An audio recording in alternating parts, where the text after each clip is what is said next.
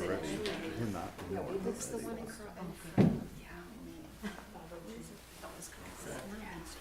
All right, thanks everybody. This is March 27th. It's the meeting of the Quality of Life and Infrastructure Committee. And I'll do a roll call. Councilmember Risberger, I'm here. Councilmember Davies. Here. Councilmember Carson. Here.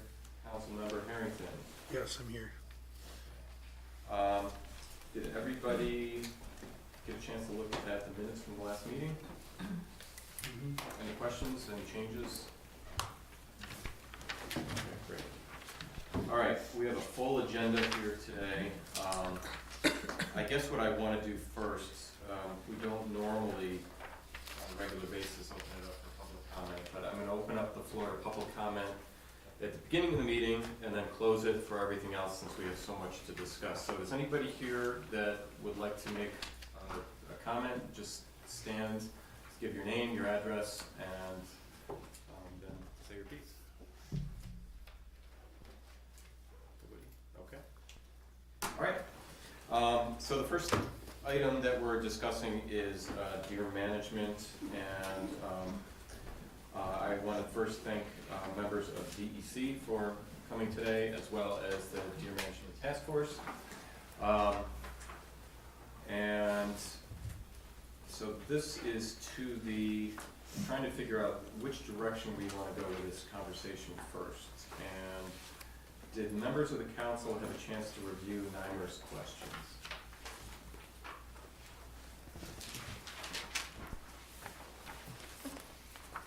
Guys? I had the... Do you remember what date you sent that to us? Oh man, no, I don't. I can resend You sent it? what I've got here. I mailed it March 17th. That's right, because I sent it to you and then you sent it back March 17th? Okay. March 17th. Yeah. That went to everybody here, or just me? Everybody. Okay. I'll give you guys a second. I got the impression, and Len, I know you got the impression that NYMER may not have seen the entire document with some of the questions. And I was comparing my answers to their questions with your answers to the questions today, and we basically had the same response with everything. Some things it just led to more questions though. So their first question was, how are you selecting hunters, lottery? And I remembered you posted to be determined from the group. And I remembered when we had our meeting that the thought also was that it wouldn't be necessarily a lot of volunteering. So it may be first come and then first come, first serve, and then pass the proficiency. Does that sound about right? That sounds about right. I think we wanted to give a little more weight to city residents. Okay.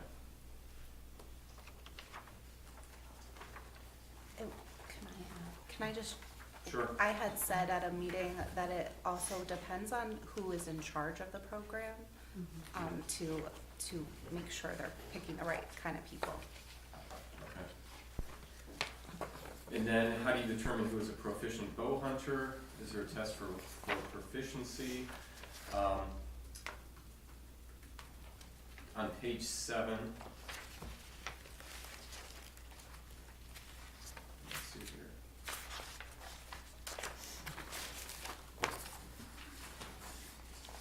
You had listed that the proficiency course developed and approved by the Deer Management Oversight Committee and their designees. Prior to taking the course, participants must have a current and valid New York State hunting license and a current New York State bow hunter education certificate. So I don't know about you guys, but my follow-up was, is that enough? If in my answers, it's very detailed. It's like at least 2 pages of Right. what Well, the that's proficiency actually comes- what you wrote in the follow-up. Yeah. I believe is the rest of what's on page 7. Participants must show proficiency with the crossbow to pass the course. For each participant, proficiency will be determined based on the following, and then there's a list of on your original recommendations, at least 6 different items here, such as outlining, let's see, participants must complete and pass the course with the same crossbow that they will be using. Bolts and arrows used during the course will be equipped with field points or practice points. The course will be consisting of 3 simulated foam gear targets, et cetera, et cetera. Does that sound right? Yeah, and then in addition, we added a couple of things. There's no hunting when school is closed. Right. Anytime the school's not in session, that's holidays, weekends, and when schools are in lockdown, that the top priority for all polling activities would be to protect the safety of participants, property owners, property, pets, and other wildlife and bystanders. And then we talked about the tree stand must be utilized. Participants are required to wear a properly functioning safety harness and utilize a lifeline at any moment they leave the ground to prevent falls from the tree stands while climbing, descending, or in the stands. All shots must be in a downward trajectory and within the participant's comfort level. Maximum shot distance is 25 yards. Participants will not be under the influence of drugs or alcohol, and they must follow the motto, when in doubt, don't shoot. Possession of a loaded firearm or crossbow in or on a motor vehicle, and shooting from a motor vehicle or across any part of a public roadway are prohibited unless exempted from federal or state law. And discharging a crossbow within 250 feet or a vertical bow within 150 feet of a school, playground, public structure, occupied factory, church, or farm building is prohibited. I don't have a copy of that, Betsy. that I from- should have emailed, I did email it to the click as a group. I can give this, Do you wanna hand it to me and I can do it? Does anybody else have it? I think it's a Okay. mix of what was in here already and then new things, Len, because I went through it this afternoon. And so after a few of them, I kind of glossed through the rest, figuring it's the same, but I think you added stuff at the end. we thought we'd give the insurance company a Yeah. little bit more. Okay. So there's more items that have to be added here then. through the When did you email. send that to us? 17th. March 17th. But it's not complete. What she's reading isn't Yeah, everything that- that's on my 17th. Yeah, mine either. So, It's not in it? I thought I sent it to all click. You got it? Oh, well, maybe we just didn't send it to you. Well, Because Do you- I wanted to start back with, at the proficiency test and requirements, my first question was, who's setting up this course? Where's the course located? Who's paying for the 3 simulated foam deer targets? And then the last bullet, because David mentioned 6 bullets, and that's what I have here in my document, says participants must pass the course in the first year. Thereafter, they do not need to participate in the course as long as they participated in the program each year. What happens if a participant doesn't make the first year? How do they get into the program? They would have to try again the following year, or, So if Hunter Bob makes the first year, they're good to go. But if Hunter Robin is in year 2, how do they get there? So this proficiency course your would have to be, first year of your, once you pass, you're considered proficient. That's up to, that's just our suggestion. If you want to have a proficiency test every single year, that's your prerogative. I mean, we're just trying to come up with this many, that's how all the deer management proposals that I looked at, that was what they did. We don't have to follow that. We can say every year you have to take Right. the proficiency test. I'm gonna make a suggestion, I don't know how you guys feel about this, but maybe to wrap our heads around this a little bit tighter here, maybe we should, talk with Mike and Celinda from the DEC first, because what we have is just what's in front of us, to see what, issues, if any, that they have with what's written here. And then once we iron those out, it'll give us an opportunity to then concerns that we have or any adjustments we want to make from there. Thoughts? Have they been given all the, have they been given all the information? You have, I don't have I don't think you've got that We haven't copy. seen that. Yeah, you don't have the new Thank you. additional? Thank you. correct, Okay. yeah. You've got the original, which is what I'm working Yes. off Right. here for the most part. Yeah, and I guess, again, my name is Michael Clark. I'm the Region 4 Wildlife Manager. And Celinda and I had a chance to go through the draft plan, obviously not the new comments that we just received. But in our opinion, there's enough questions or concerns and tweaks to this that I think just an overarching, it may be beneficial for us to have a standalone working group meeting or something to that nature to try to address these. Because Okay. there's a lot of questions that we have, just overarching, you know, how you got to hear from the meetings we presented in the fall and worked with the group initially. There's some potential legal clarification and terminology that's not really appropriate in here. And again, we just have overall concerns with what's in the plan as written. So just trying to give you the 3,000 foot view of it, where I don't think we would have enough time to really go through this individually, if that makes sense. So Celinda can kind of go through some of our overarching concerns for feedback, but again, I think I would suggest that we try to work together on this specific topic to kind of just go through it in a little bit more in depth. Well, do you want to take 5 minutes and give us, like you said, the overall concerns that you have about it? And so that way we have a direction of where Sure. we need to go. Yep, yeah, and then I guess the only thing I'll say is whatever your final one is, you can give that to us and we can go through it similar to what we did before, so that when Yeah. we meet or talk next, we can, have a good feel on where you're at, Okay. so. Go Celinda? ahead. Right, so I'm Celinda Brandon, I'm a wildlife biologist out of Region 4, the Stanford office. I was here for the public forum, the big game biologist for the region. But, so I've kind of been working with this since the beginning. And one question I had as far as this specific plan, the plan that was provided to us was just from the last time we spoke and during the meeting, what were the steps to get you to this plan that we received? Did you work with anybody or from other towns or anything like that helped you get to that point?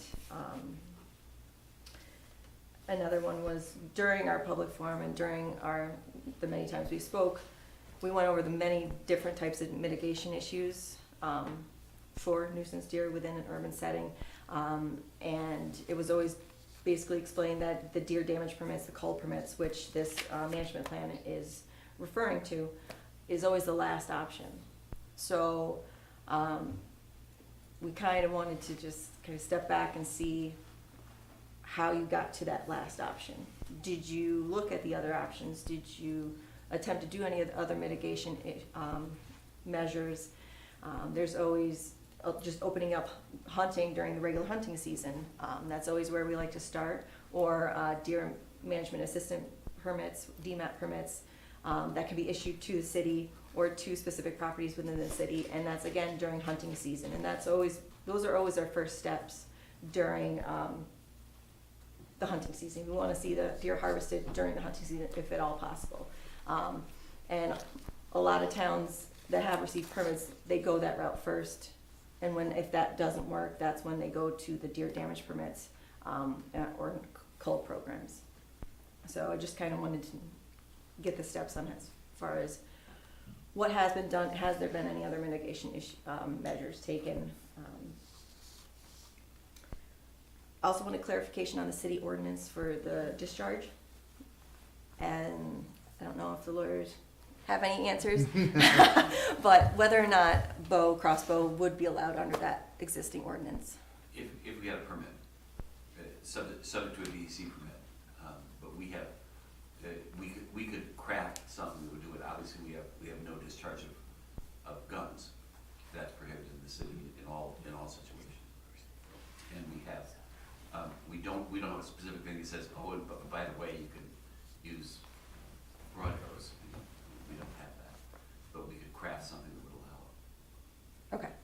So the current discharge ordinance is specific to firearms? Firearms. Okay, So theoretically, you could allow hunting within the city with just crossbow or bow. Yes. May I speak? Sure. Because I feel like, Celinda, there's a whole big chunk that you haven't seen in our plan. We sent you the most recent thing that we've been working on, which had specifically to do with controlled hunting. But we have a huge document where we did all the things that you've talked about. Okay. Where we have all the mitigation strategies. We talked about the hunting during deer season, the extra doe. We outlined that in great detail. Mhm. And I guess you haven't seen I that. have not seen that one, no. Okay, so No. I think a lot of those questions would be answered for you. Okay. One thing, I mean, that's great, but from the time we started since our public forum, I mean, you haven't had any time to implement any mitigation measures, and that's where our questions are stemming from. That's Like, true. did you try any mitigation measures? And in the plan that we saw, it said it was basically nuisance deer issues were coming to a crisis point. And it was a strong term where we started to where we got to that crisis point. What's been done in the meantime, and has anything been, had any time to actually have like time to work? You know, It understand? hasn't been approved, nothing's been approved Right. yet. So we have all of that in our plan that they all have. Mhm. And it's in the process, as I understand, of going to the common council to get approved for all that. But along the way, we've tried to do some education about mitigation. We've outlined documents for planting, we've talked about fencing, Not feeding deer. not feeding the deer, we've emphasized that a lot. Mhm. And there's been a lot of information through paper and Facebook and so forth about those things, so we've been doing our best to get that out. But as far as the city implementing any of that, we haven't gotten to that level yet, is that fair to say? Yeah, so, I mean, but we have a huge document Okay, with all of yeah, that. if you could send me that. I'm gonna offer a suggestion here, because it sounds like we have an awful lot of questions on what was given to us. Nimer had a lot of questions, which I think, probably half of them are very easily answered, I think that's fair to say. And the DEC has a lot of concerns about the plan. I'm gonna suggest, before we do anything here, and if you guys have a different idea, please tell me, but I'm gonna suggest that the Deer Management Task Force gets together with the DEC and reviews the document that you've come up with, and that way you're both on the same page.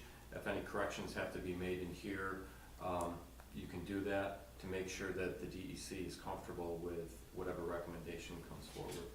So, does that sound fair? Yeah, and I would also ask that the mitigation measures that have been taken, if you could provide that documentation, because for me, in my perspective, I know on a individual basis, homeowners might be doing that, but I don't know if we've done it citywide, because honestly, I don't think there's anything official been done through the city at all. I mean, we've been talking about this. I think that's what DEC is getting at, is that, and I agree with you, that the term crisis point, that was question number 2 for me, it stuck right out today, is what have we done as a city before we got to this point? And I don't know if it's gonna end up being 2 different documents. Cause I mean, the deer management plan we have now, like I said, I didn't see the other plan, but, I feel like there should be 2 different plans. One where the mitigation measures are gone through, like, basically decided on and possibly implemented. That could be approved and you can go with that. This is the deer damage permit or any other type of permit that we might decide on, or you guys might decide on in the future, is gonna be a different Right, part of that yeah. whole plan. yeah, I mean, whether it needs to be 1 or 2, it could be one plan with, here's step 1, outreach and education officially from the city, and then part 2 would be the implementation kind of thing. So I don't necessarily see it as 2 documents. I think having it in one document might actually be helpful to help understand the rationale Yeah. of whatever implementation options you are seeking. So just a suggestion, and I think that helps justify things a little bit better. I would agree on that. And then if you could give your recommendation on how many should be killed. There's a mention of 5 to 8 per square kilometer. And I don't know if that's a standard or not. Well, so if I that's think that something- is maybe, do you have goals on there? That's sort of Yeah, didn't quite yeah. finish your list, so. Yep, I mean, one of our questions was, what is your goal? What is that threshold that you would like to meet as far as deer per square mile? We don't have an answer for you as far as what that perfect deer per square mile goal would be. That's gonna be something you guys have to come up with and what you feel is a reasonable goal to reach. How do you guys figure what a healthy population is for deer? Yeah, I mean, it's all over the place, right? It depends on the habitat, the carrying capacity of that habitat. You know, in an area, you know, we rely on hunting as a tool. You know, in New York State, we generally take between 200 and 250,000 deer a year through hunting. And we rely on that to help maintain populations. So in areas that there is no hunting, it is fairly remained unchecked, and they kind of limit themselves based on food availability. So it really varies, but, you know, some of the things that were discussed in the plan were a forest regeneration standpoint. There's been plenty of studies to show what the optimal deer densities are for that. The tick referenced, I think that was kilometers. We do everything in miles, of course. So I think that was somewhere between 8 and 13 deer per square mile, which is a very low number. And even some of the studies for deer impacts on forest regeneration, where you need to see deer below 18 or 20 deer per square mile. Those are pretty low numbers. Those are Adirondack type numbers when you start talking about deer per square mile. So one of the things we would like to see in plans is an obtainable goal, right? So if your goal is to try to get to 10 deer per square mile, this is probably not gonna get you there, you know? So we wanna see some sort of a obtainable goal for the plan. And again, we can work with you on those rough numbers. It's hard as well because with most wildlife management, we don't have a good starting point. We don't know within the city limits you have 597 deer, right? We don't know. There's different studies that can be done, but they're estimates. So again, it's a little bit of trial and error. You know, again, we always try to manage for just right. You know, it's either, you know, people always say, how many deer do you have? You either have too many, just right, or not enough. And we're trying to find that balance. So. Can I say Go ahead, something? sure. Okay. I think what we felt like our task was, as a group, was to gather as much information, education, because we're not part of the government, and to present that to this committee, so that all those questions and all those concerns could be taken, kind of taken care of by the official people. We're the legwork, we're the gophers, you know. We tried to do all the research we could to define the question, find possible answers, and, but, you know, like, we came up with some, you know, budgets, but that's not for us to make any decisions on. A lot of it was like, we couldn't write anything in stone, because we can offer a lot of suggestions as a task force, not as a, and, you know, do you know what I'm trying to say? So Betsy, are you saying that you think that you're at a stopping point as a committee and that you don't wanna work with DEC, or do you wanna continue? No, I think we do. Okay. I think it's just come to that point where we've done everything we could do on our own, working together as a group. Right. And now, if there are more questions, you know, we'd be glad to continue, I think.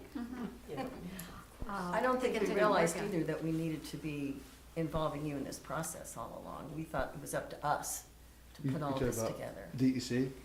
Yeah. Well, we thought we'd go Yeah, through yeah. CLIC, We and thought- then the CLIC would, then if it got approved there, Then would come. then that would be the next step. I think we're, Yeah, we're willing to everyone do seems to be things. nodding their head. Yeah, So, and when you see what else we've put together, I think you'll see that a lot of these questions are answered. And Also, we are under the impression, our city code talks about weapons being discharged in the city, so we've been under the impression that there is no hunting in the city. So if that's different, then that would be important to know. Hunting is not authorized in the city, within the city. That's it. The specific statute says there'll be no discharge of weapons anywhere in the city. Right. So getting down to it, it's a hunting or discharge of weapons. Discharge of weapons has generally considered guns. Hunting is, again, hunting's not authorized. So that's what I'm saying is I am comfortable that we can craft, Yeah, they can. that So, we can craft something that would allow for this situation. right, As opposed, but it would be a drastic change if we were authorizing discharge of guns. So, And that's something the common council can deal with after, down the road, if that's the direction we're gonna go. I think the first thing we need to do is iron out the questions that the DEC has with the recommendations coming forward. You may want to end up expanding the recommendations based on what they say. That might be outside of a culling program.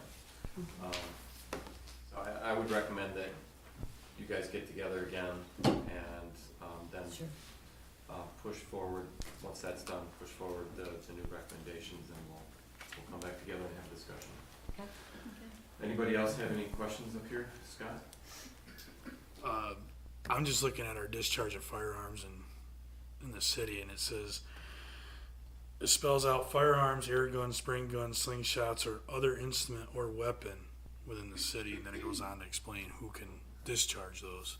So, I mean, I'm kind of under the same impression. I mean, I know what our city attorney says is that I think crossbows and bows would be covered under just, that. That's my, I think that's something, when the time comes, if we need to make an adjustment for that, we can make an adjustment.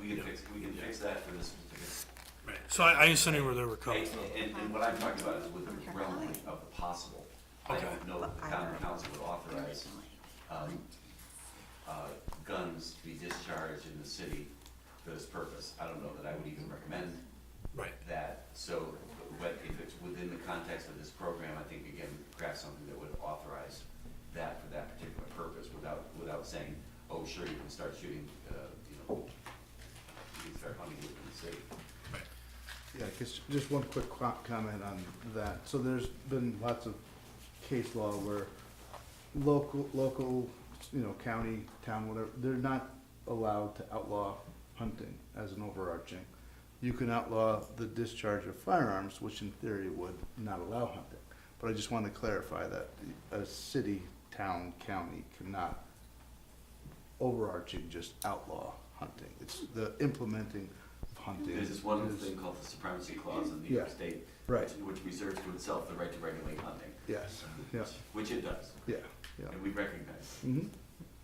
Also, locations, within the document, the location, so it starts off first year on city property, and then within the document, it starts talking about homeowners can start giving up their property, and adjacent property owner would have to sign off.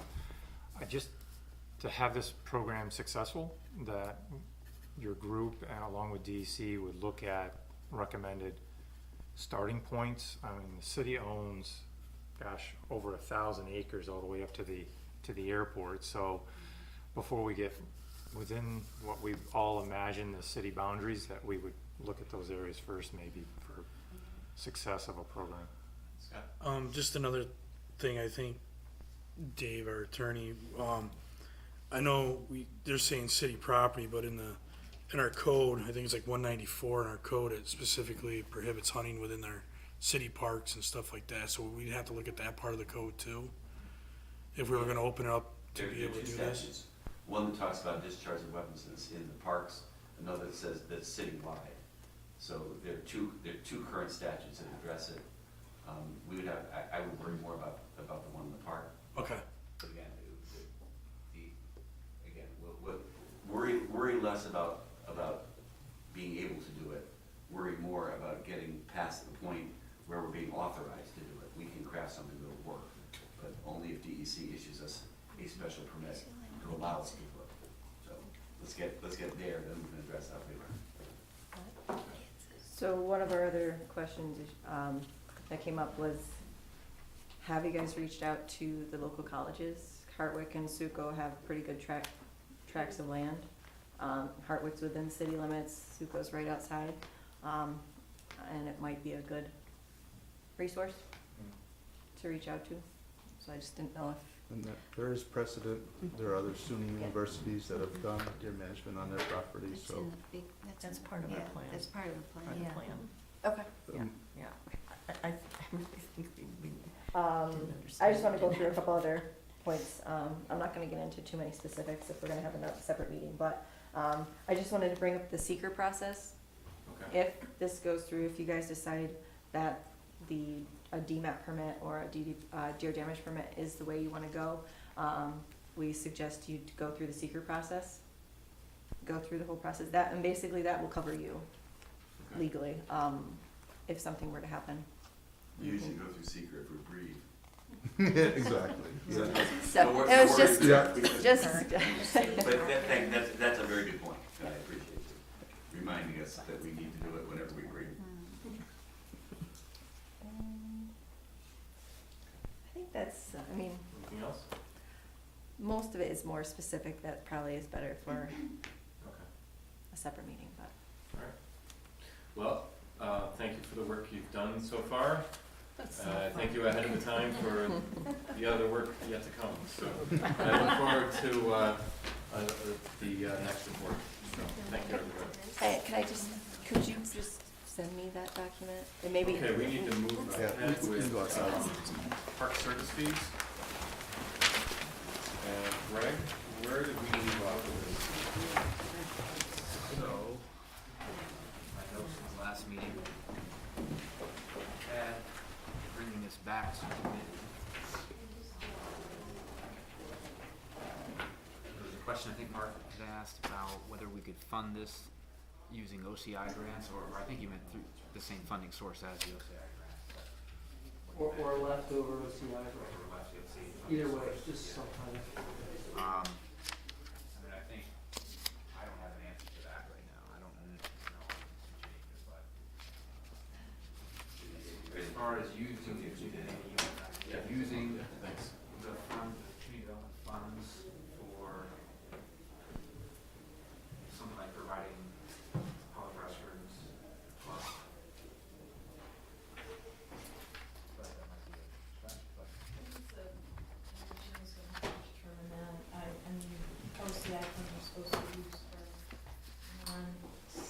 not the city to apply for it, and then, but they can be used for events and support events, I think. The use of that is to support events. But would we end up having to have every event then apply for those funds? I don't know, I don't know if, if there's any other community development funds, not OCI funds, but community development funds that could be used for that. The same source that funded the OCI Right, program, but not the the OCI. OCI grant specifically. Like, I don't think the city would be applying for an OCI grant for the park users necessarily. Suppose it could. Yeah, I mean, you could do it that way, Dave, you could have the people putting on events in the park apply for OCI and use money for their event, including porta johns, definitely. Is that the way we would wanna handle that, or would we just wanna set up porta johns down there and just stay down there for the season? And that's a question for Jimmy, if we could use other community development funds for that. What happens with any unspent OCI money for that particular year? Is it rolled over back into the OCI fund, or? I think it just stays dedicated to the OCI fund, I would assume, for the next round. It doesn't build, I think, is that what you're wondering? Well, I was just thinking about leftover funds, if you will. If we've allocated X for this year and then we haven't used X, is there 7,000 left over to be able to? And again, but it goes back to, we can't allocate it because this is for another purpose, so I think I've answered that question then. Just seems like there's money there that can be used, and it seems like in some ways it's an appropriate use. But I wouldn't disagree. our own money. be up to Jenny to figure that out, Okay. how it could actually happen. Okay, so it's, we can talk to Ginny about that, or can we talk to Ginny about that? But we are under a time crunch here too, aren't we? In a sense, I mean, I guess if, as it stands, the Park Service fee's in effect, depending on when it exists, so it'll be charged. We haven't put that on any invoices yet, we can wait to invoice that fee at the end after their event occurs. Gives us some more time to figure out if we're gonna take it away altogether. I mean, is that the general sense, that you prefer to have the city pay for them and not have a? What was the total cost on that for the season again? I wrote down $7,200, but that Dave, I think that was your math, right? Yeah, I think that was with eight events. 8 major events per year, $130 per unit per month. You came up with $7,200 for the year. Yeah, 7,240. I'm sorry, Greg, what? 7,240. I mean, ideally, I feel like that's something that the city should pay for, but, I know we're also tight on funds. But if we could get it paid for through something like OCI funds, I think it would be great. Scott, do you have any thoughts?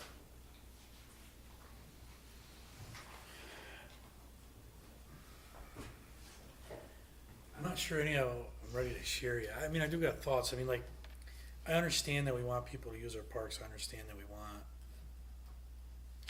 but I think we also have to have something in place for responsible for if they get trashed to help offset some of the maintenance needs that we need, like the garbage.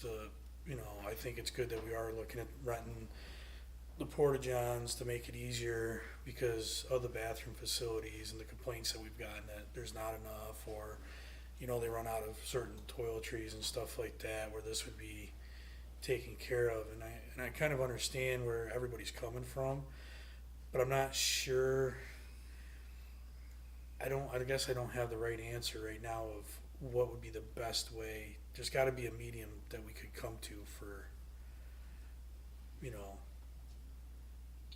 this. And I understand we got a lot coming up for this summer, but because we already got those in place, maybe we got until we start the next budget, cause that's when we put the fees in, maybe give it a trial and see how it goes. I don't know. I just think there's gotta be, Leaving the fees as they are, as where is for this budget year, every we event got- has to pay in. and we got until next budget year to decide as we start doing the budget, I think, if I could respond, Scott, I think just the concern was that there might be some events that might not be able to happen because of that cost, and that was what I was responding to by trying to look at alternative revenue. No, and I agree with that. I agree with that 100%. If we could use that money towards that, that's a great thing. I don't know. I'm just trying to think of the medium. I mean, we shoulder a lot as the city, and we try to give as much as we can. But as Councilmember Carson and I were talking today, we've been dipping in $1.2 million since we've been on this council to do the budget. And, eventually we're gonna run out of funds to tap into. So we're gonna be cash negative, and that's a big worry for me. And I don't know what the happy medium is right now.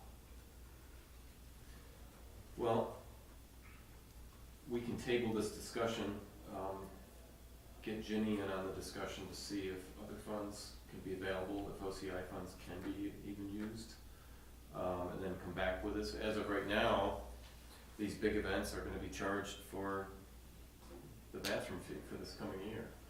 So we can see if there's another way that we can get it paid for, and hopefully we'll have another answer next month.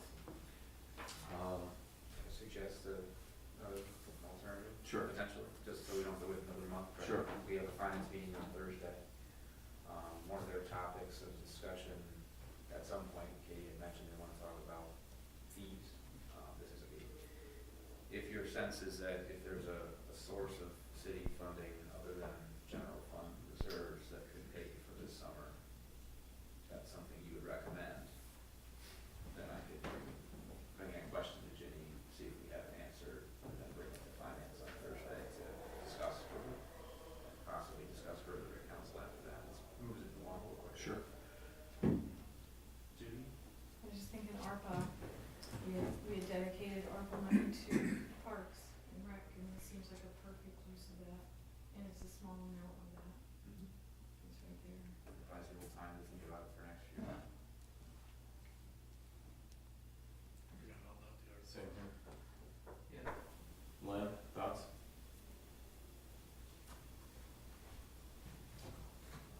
There was a lot of discussion about ARPA funds, so I like it. It's an easy fix, but there's been a lot of discussion on how to use the ARPA funds, so. It's a 1-year fix. Yeah. For $7,000. If we were gonna give the 7,000, do whatever we're gonna do with the fees, just for finance, or maybe we wanna know here is, where would it come from, how would we do it? Where will what come from? The 7,000 or whatever that you gave us? If it comes from ARPA, No, if it didn't come from ARPA, if we were gonna, Oh, where else? where else would we maybe be able to pull it from within? That's what we could look at and discuss with Jenny. We had that conversation very beginning about, CD funds, the same funding source that is funding the OCI program. I don't know the answer to that. Other than, I don't think it's appropriate to use Parks and Rec reserves or something like that. I see those as more for capital projects. But, Right.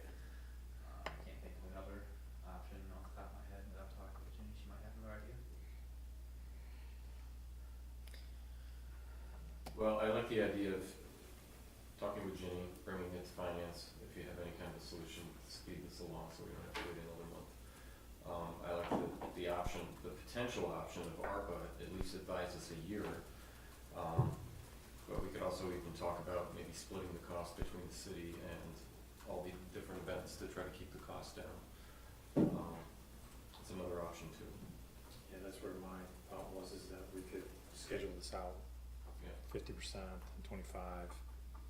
That way they have time to start realizing they're gonna have to increase their ask from their sponsors to cover the cost. I would hate to prevent a 5K race that maybe draws in 250 people and it's for a good cause, but suddenly have to increase their fee just to help pay for bathrooms.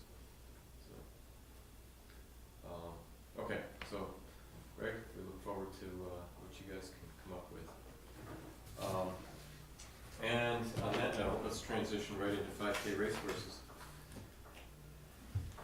Okay, we had some discussions internally with staff about, how do we reduce or alleviate some of the burdens on staff, whether that's DPW or police department specifically for 5K races and other events as well, but we kind of honed in on 5K races as an opportunity where, working with those race organizers, if we can reduce or at least not add to the number of road races that are done that require, especially the ones down in the 6th Ward, all require a significant amount of police presence to make sure things are safe. So we talked about whether we could create a path or route in Newell Park itself, and I sent that around. This is something that I just kind of drew and tweaked, and we talked about it, and we think it could work. I believe the Girls on the Run 5K, which is a new event this year, is going to use this route, which that's going to be in June, I believe. We haven't told anyone else that they can't have their road race. We're looking to work with people and see where we can, if we can move things over. It would just help things out. So we were just going to share that with you, get any thoughts you might have on whether trying to move road races into the park makes sense. I haven't had time to do this yet, but I was going to look at, could there be a route in Wilbur Park, maybe utilizing the high school property if the high school is open to that. I haven't had those conversations, but that might be another place where we could come up with a route that might work. thoughts?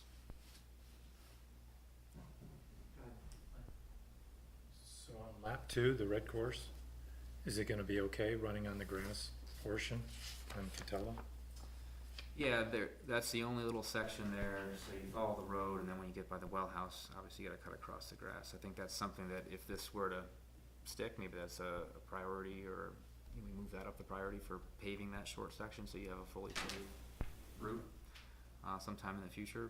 But the Girls on the Run is aware of that, and okay with it. One of the other race organizers did mention that, you know, they have a lot of, you know, handicap accessible needs for their race, and that's something that wouldn't work for them right now, but if we were to pave it, then I don't see why it wouldn't. You know, doing some of the winter time races, like the Frostbite 5K, might not be the best one to try to put here, because we can't really guarantee that the path is gonna be cleared if it's snowing that day, like we can't do the road race. So there's certain events that, you know, the wintertime ones probably wouldn't be appropriate to move into the park, whereas the summer and fall, spring might be doable. Greg, I see more than just that area. There's also an area on the lap 2, when you get just before it comes back to the Veterans Memorial Park walkway.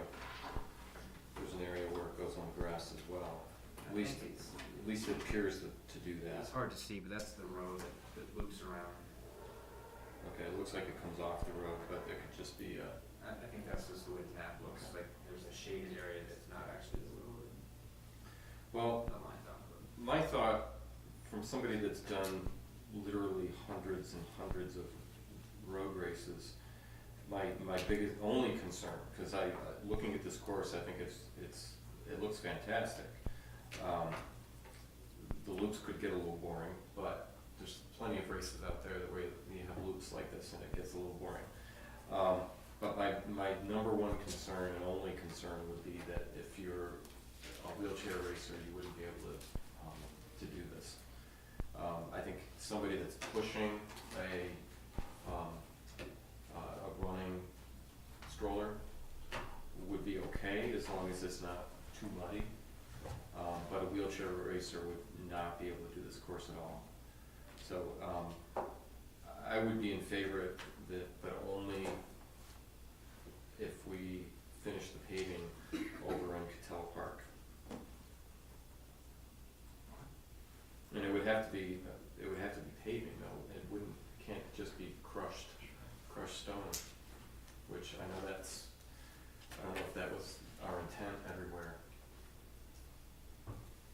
But crushed stone wouldn't work. Yeah, the rest of the loop is all paved, so.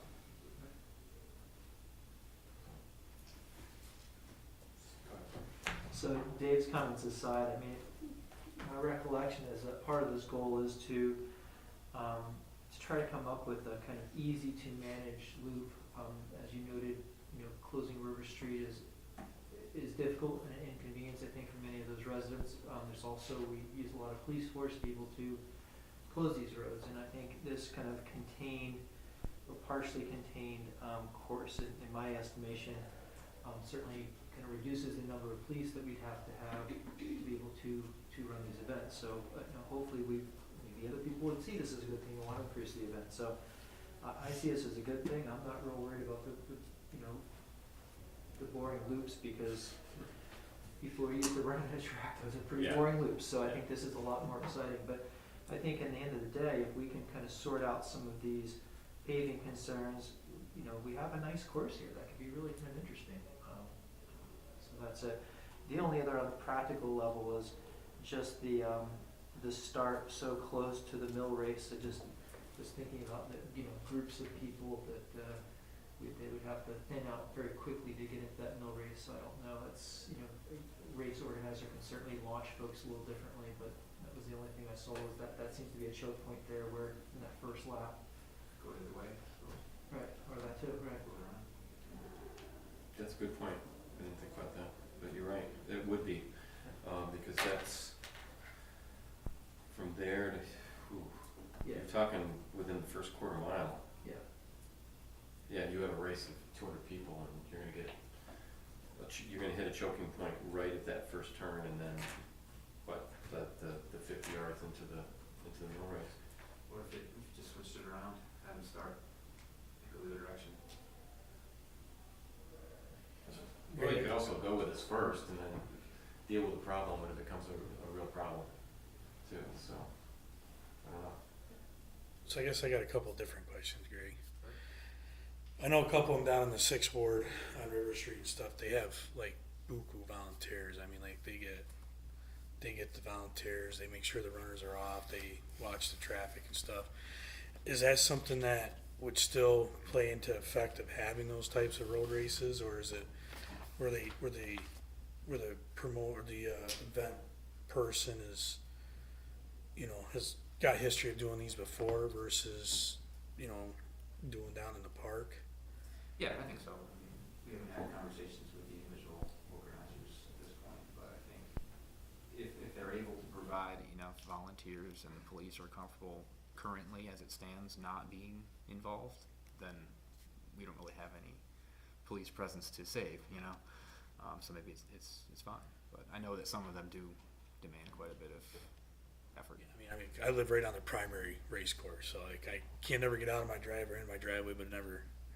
I'm the one that gets out of my house and starts cheering them on, because I know how boring it gets running after a while. So, not that I do it anymore, just so you know. But no, I think this is a good place. I think it'll bring more people to our parks, and maybe if we can get some signage and try to push them after the race up to Main Street for the businesses and eateries and stuff.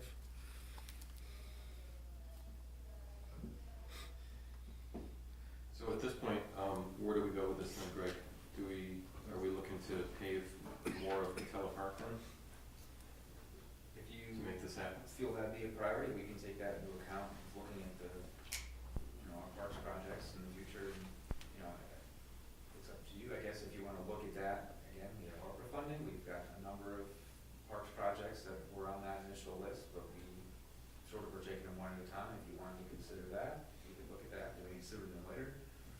Well, I would think that if we could figure out exactly how much it would cost to pave the remaining loop, the remaining section in Catella Park, and then technically, if we're pushing so many more of these races into the park, we wouldn't need police overtime, so we would have more funding available to pay for this.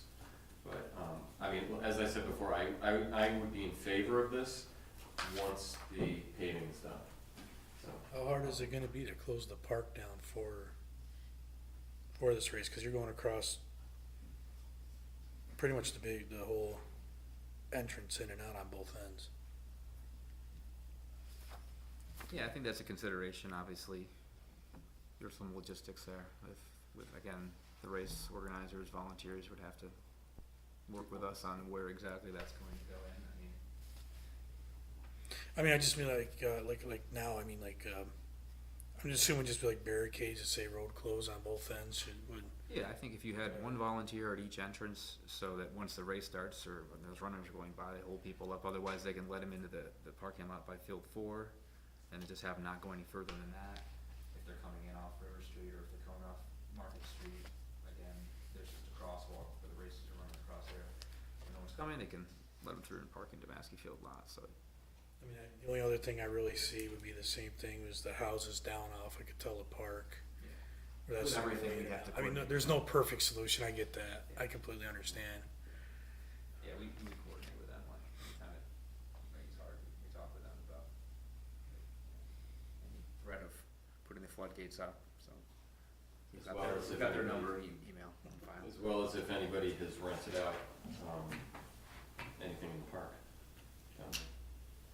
So Greg, you mentioned earlier, one of the organizers, you talked to them about this course and they liked it. Have you talked to a few of them? I just don't know if we want to invest this kind of money for that paving if not all of them are going to want to do this course. We can reach out and get some more feedback. I mean, Carrie, We spoke with Heather Morse, who was the previous director for Girls on the Run for the local chapter, and she was excited about the route, felt that it would be more than appropriate for their event.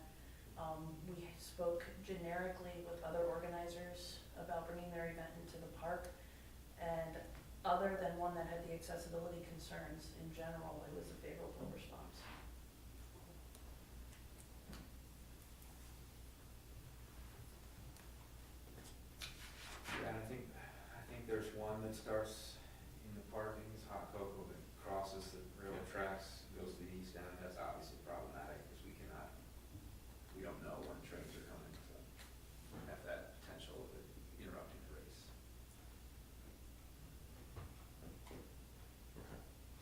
gonna get some numbers for us of how much it's gonna cost to pave that.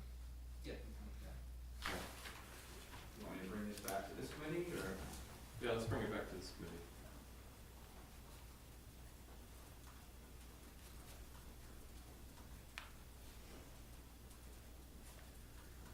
Okay, I think I'm gonna jump around here if it's all right with you guys. West End Ave parking. Chris? So I had a landowner reach out to me with concerns about parking on West End Avenue. I assume you probably have that. On the west side of the road, there are 3 driveways. Apparently when people are using the tax service on the corner, when that parking lot's closed, they're parking on the west side and blocking off driveways. I guess it's a reoccurring event. That's one issue. The other issue I understand is when buses are let out at the end of the day, that when cars are parked there, it's very problematic. You get 3 or 4 buses lined up for oncoming traffic heading north on West End Ave. So we're looking to move the no parking here to corner to the north side of the 3rd driveway on the west side. I reached out earlier today and spoke with the owner of 368 Chestnut Street, which is the corner. I also spoke with 1 West End Avenue, and both property owners were in agreement to this.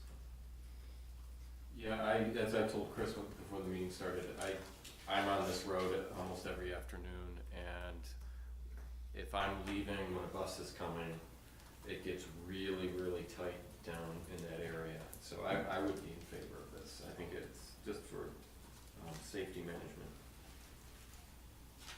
It was also brought up by both property owners that they're concerned about the speed of vehicular traffic. And I told them both that that's something that we've been working with city staff since I got on council, and we're trying to find, something that's gonna slow traffic down. But there's at least 8 people that have brought that issue up to me on West End Avenue. And of course, we all know that Chestnut Street is still a major concern, along with River Street. Lynn, what's the posted on there? Obviously, this is school zone at some point, but what's the posted in that other section? Yeah, so that's the part that gets a little frustrating, is that New York State has control over those streets at 30 miles an hour.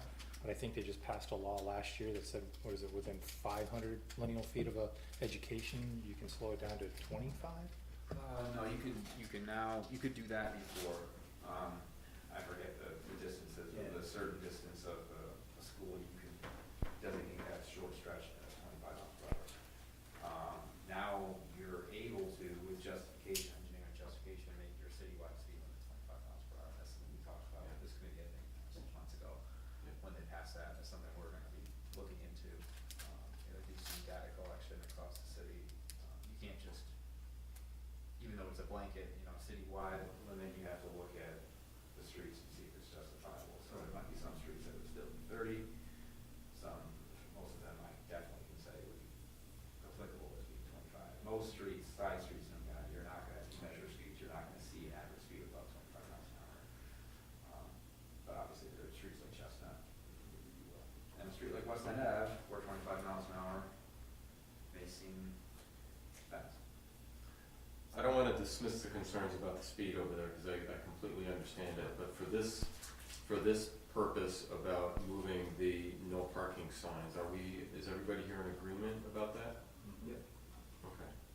All right, so we can move that forward. So I'll prepare a 282 request and have it ready for council. Sure. Len, if you want to move forward with something else regarding the speed on there, absolutely bring it to the committee and we can address that. So I think there's numerous places in the city where we're having problems with that. So.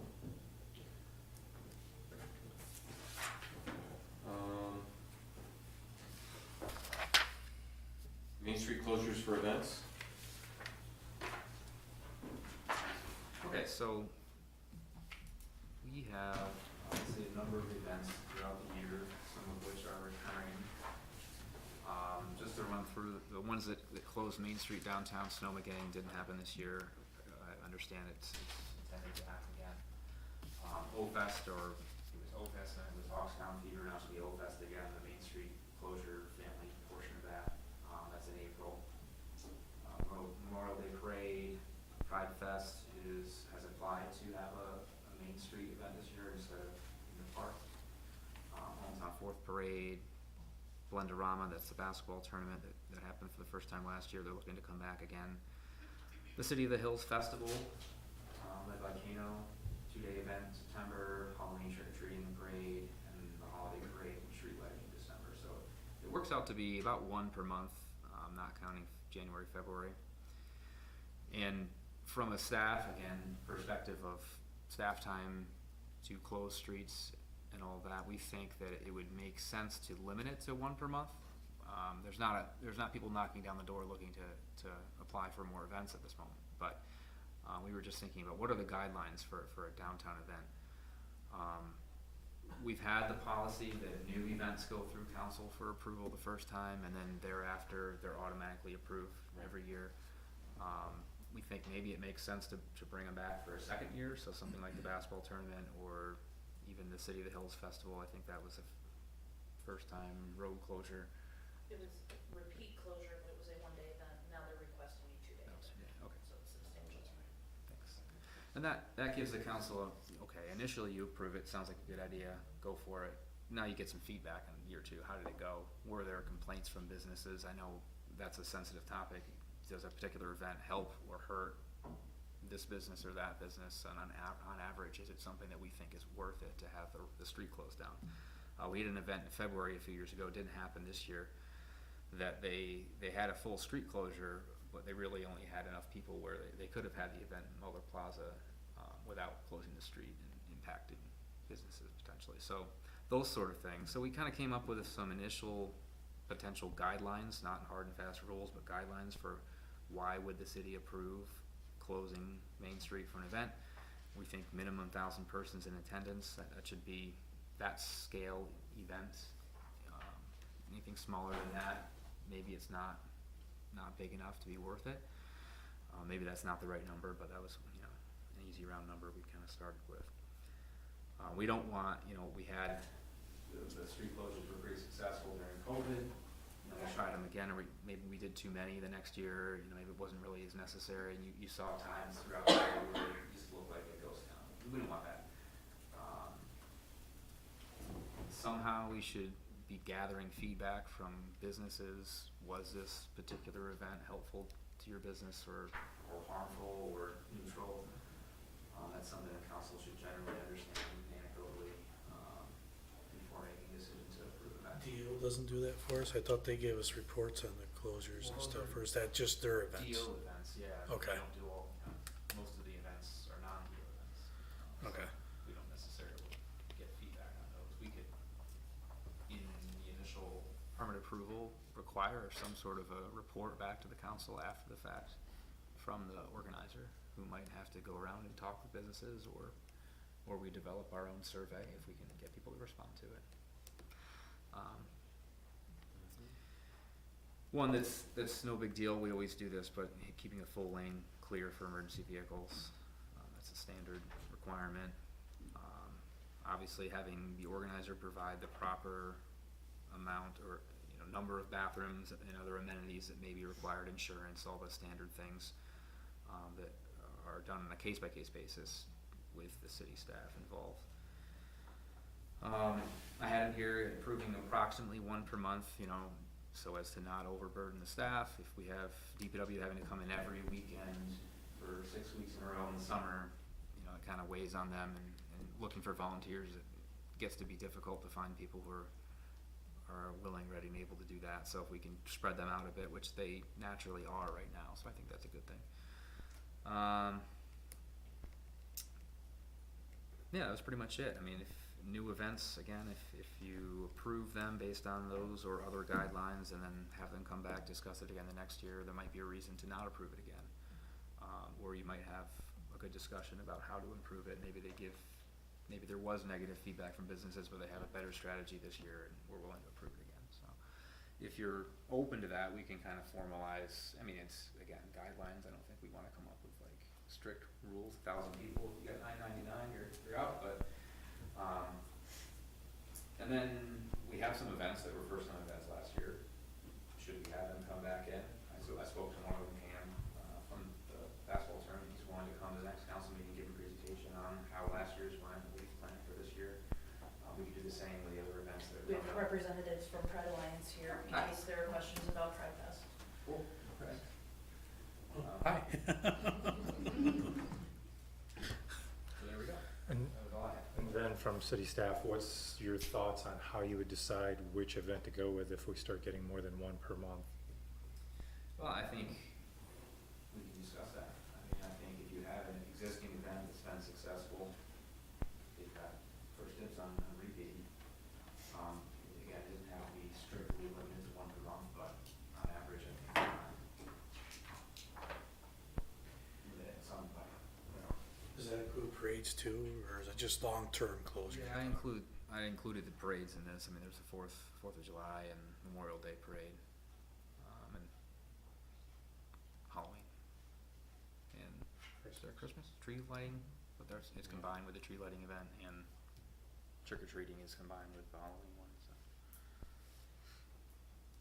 whether it's a closure for 3 hours, 2 hours, or all day, it's the same effort by staff.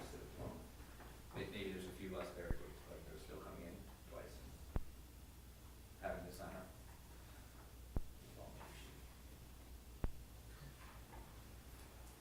Well, I certainly understand the reason to limit it. We don't wanna overburden everybody. You don't want them here every weekend, especially over the summer having to do this. I mean, I'm absolutely willing to go this route at first because, like you said, nothing's written hard, fast in stone here. Whatever we decide today, we can always change, and future councils can potentially change as well. So your guidelines list, you're gonna go back, you're gonna bring us forward something more official that we can look at, and then potentially, I'm assuming vote. Would we need a vote on this with the council for guidelines? Or would it just be a policy? It could be a policy, and I think it would make sense for the council to adopt that Yeah. policy. And really, it's a policy that the council will be implementing, Right. not the staff Right. necessarily. We play a part in it, but ultimately it'll come down to it. Dave's voice is in my head going already, going, council has to set the policy. I can just hear him saying it now. Yeah. Yeah. Okay. So, Any other questions here? Go ahead, just Mark. a comment. First of all, I like the idea of the guidelines and appreciate those that kind of you laid out here. I think they sound good. The only one piece I would highlight, I like how you kind of addressed it, but I think we do need to have some mechanism for getting feedback from business owners. That's the one piece that we've heard, and we hear they like it, they don't like it, different events have been successful or not. I think it's really helpful to hear that. I wonder if it's just as simple as putting some type of link on our website and then encouraging them to fill it out, that we can populate a sheet where we would have just pre-made questions for every event. Fill in the event name, the date, did it work, whatever, basic questions that they can respond that is across all events. That way we can get some real-time information about those events moving forward. Because we certainly want to support our community organizations and the different celebrations that we use down on Main Street, but we also don't want to squeeze our business owners to the point that they're challenged economically because of some of these events. So trying to find that sweet spot of how to make them work for them. That's actually a really good idea with electronic, that way it doesn't create that much more work on city staff. Yeah, we have listed email addresses for most businesses that we can send that out. Obviously, how surveys go, that would be, if we get 20 or 30% would be great, probably, but some reason we could. 20 or 30 would be a lot more than we do right now. Right, exactly. Yeah, It gives us some information, right? And then we just need to hope that they would do it, but hopefully they get into that habit of just giving some feedback after each event to let us know how things are going. So and also they feel like they've got a voice and a little bit of agency in what's going on in the city as well. So, Carrie? Just kind of to circle back, just so you're aware. So Pride Alliance will be one of the applications that you're going to be seeing as a first-time event. They're not coming under the new policy. They're coming under the old one, that any first-time event to be held has to be approved by the council. So we wanted to take the time to introduce Kirsten and kind of give a, it's a lady, Kirsten, I'm sorry. It's okay. Kind of introduce her to you guys, you'll be hearing from her or a representative on Tuesday the fourth, seventh or fourth, whatever our next common council meeting The is. fourth. Yeah. So, Okay, And great. if you're open to that as well, Ken Hay said he'd be willing to come on the fourth, maybe we could just do a couple presentations, about events. He's just gonna share his feedback from last year, we can ask questions, if we wanna, before we take action, ask any further questions and come back to the meeting, we can always do that, but I know it's looking to schedule, put out advertisement for his events. When is his proposed event? It was the last weekend in July, Yep. 29th, 30th. July 29th and thirtieth for Blendo's, When's the Pride? June third, 23. And then Kano's two-day event is proposed for September 16th and 17th. That's the City of the Hills. Yes, And that's complete road closure both those days? for both days. Is that Saturday and Sunday? Yes. Were they going to come to this? They're coming to the council meeting, they were unable to make tonight.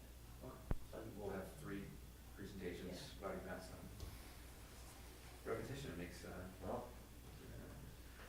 Good. sorry. Okay. Anything else on this topic, guys?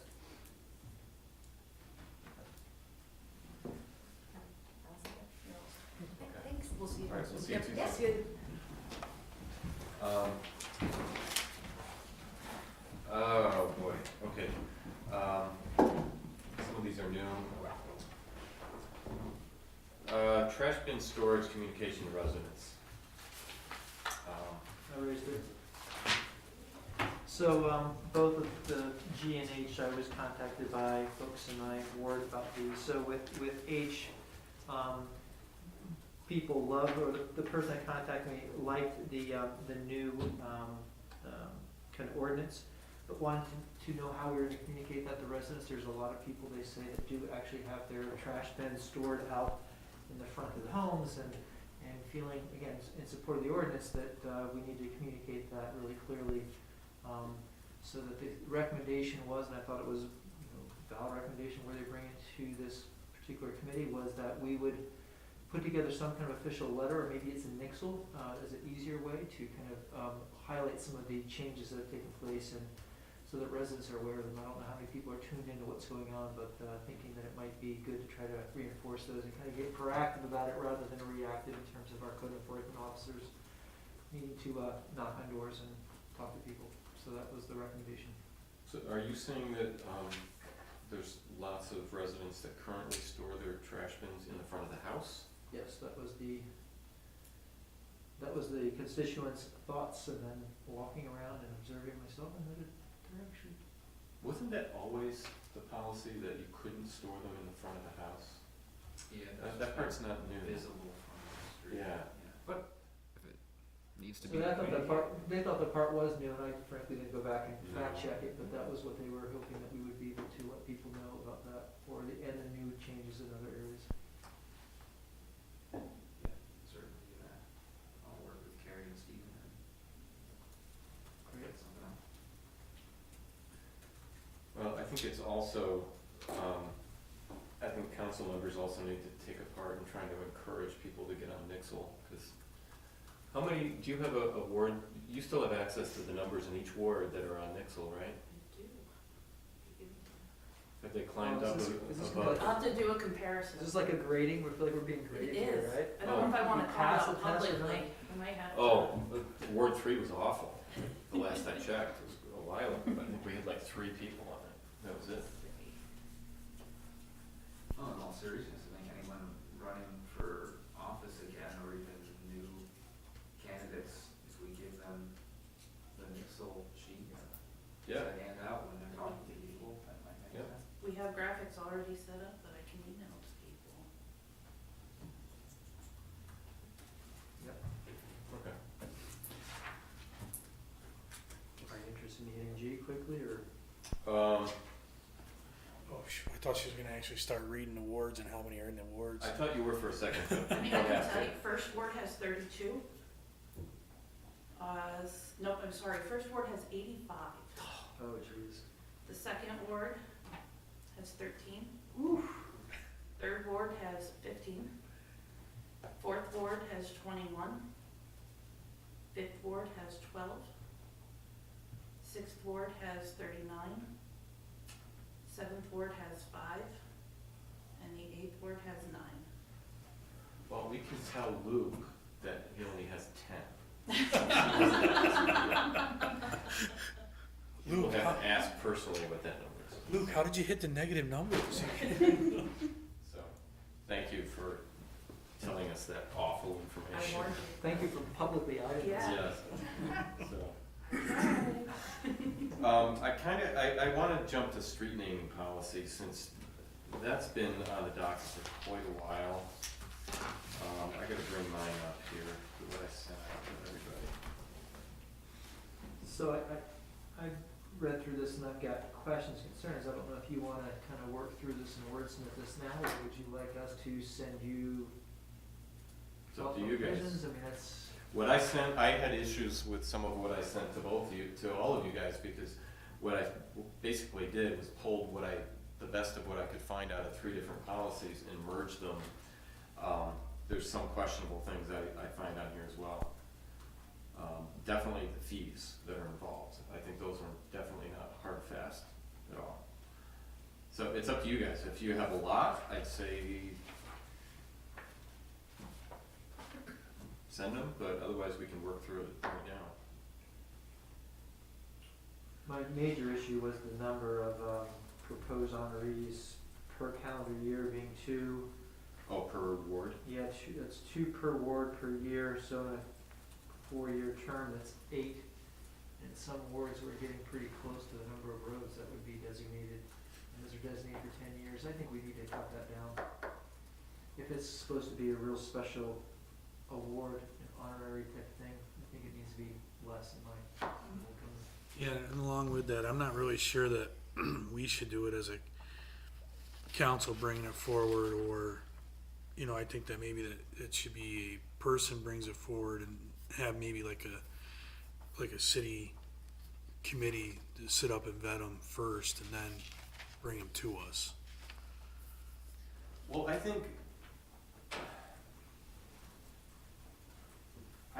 don't see any issue with the council person bringing it forward, because I think if it's in, let's say somebody comes to me and says, that lives in my ward, and says, this person did wonderful things, I wanna name this section of Cedar Street after them, have an honorary sign put up.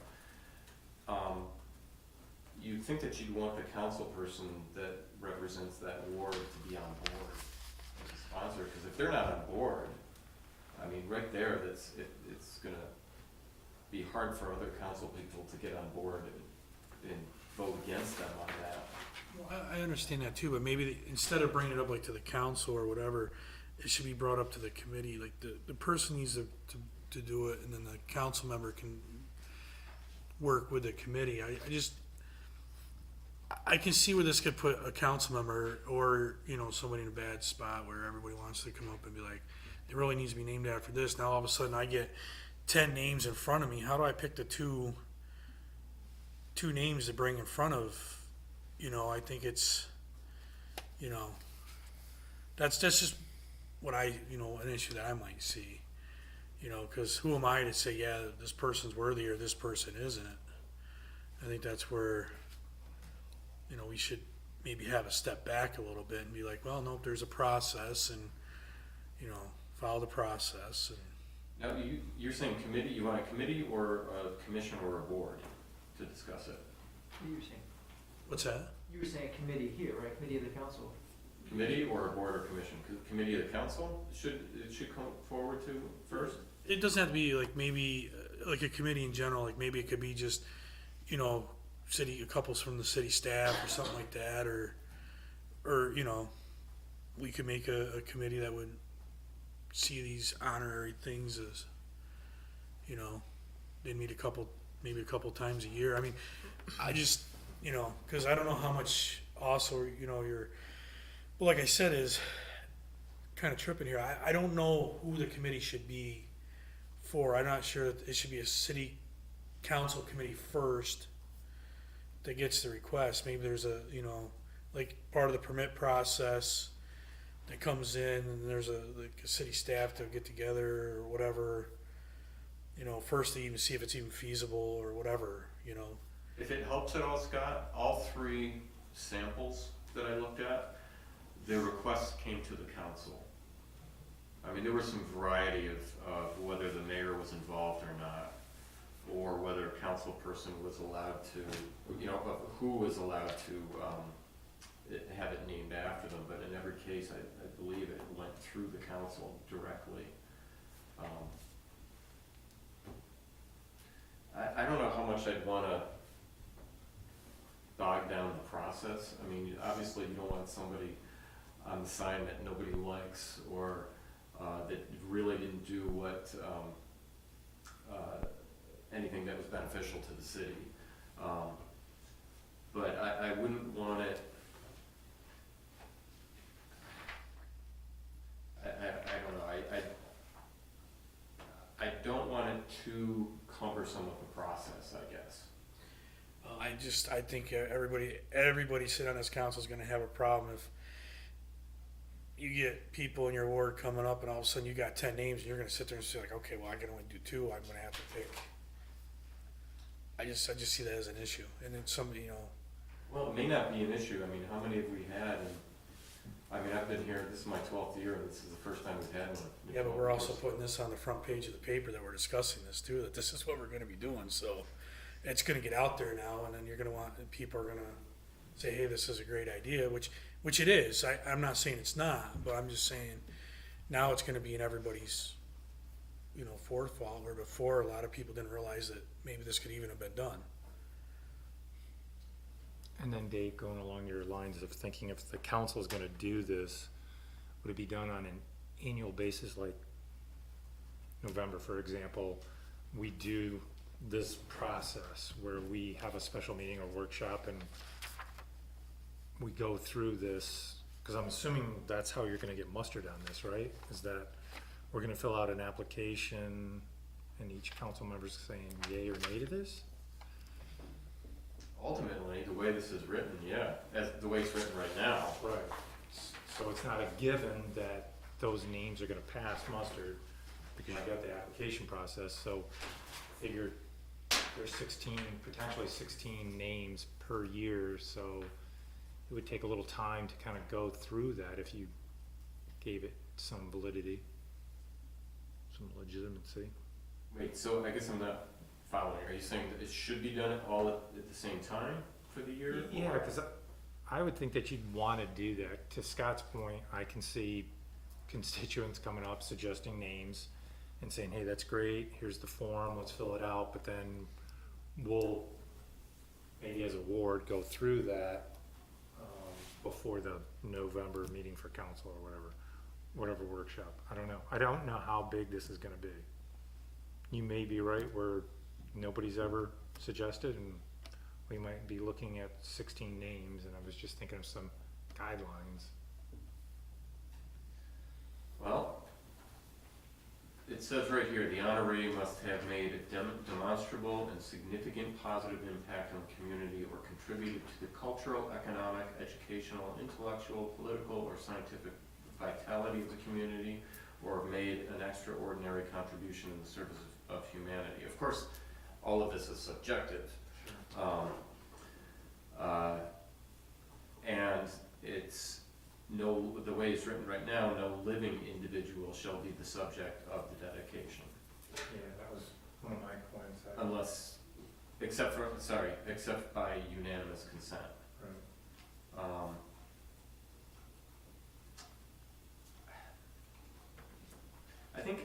We could, looking at what Mark was saying, reduce it from 2 dedications per year per ward. Oh, wait a second, is it per ward? Each council member and the mayor might propose up to 2, so yeah. So that's actually 18, the way it's written here. Yeah. Well, then I guess the mayor's ward is getting 2 more? The mayor would be 2 more, yeah. The way it's written right now. Potentially, but I mean, it could be, that could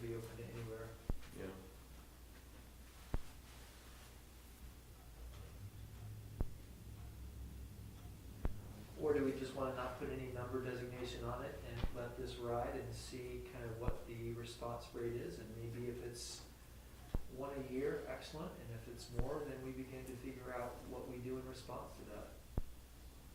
But I do agree that both of you were saying that we need to have a little bit of a clear process for how we vet these and how we determine these. It could be that that's, that portion, number 6, which, by the way, I didn't, they're all double numbered because of just cut and paste, so I apologize. The way it's written, it might be an answer to a problem that we don't necessarily have at the moment. Right. So, I mean, I would be okay with taking that out, if you guys wanna take that out. Yep. Is that okay with you guys? Thoughts? Yeah, I mean, because we could sit there and say no to everything that comes in front of us too. Exactly. And we can also change it at a later date. Yeah. Yeah. My other question was number 4 seemed to leave itself open to particular sections of street, but that was not clear to me, whether that we were talking about sections or entire streets, which was my point about I'm sorry, which We have one are every- you on? number 4. Yep. Designation shall be confined to the right of way within the vicinity of the home, organization, or location associated with the honoree. So I didn't know if that meant the portion of street that's in that particular zone, or meaning, we're talking about the street that the person lives on, it was just very vague. Where are you? 'Cause I'm having. Question number 1, subsection 4. Okay, well, that was where I thought, huh, okay.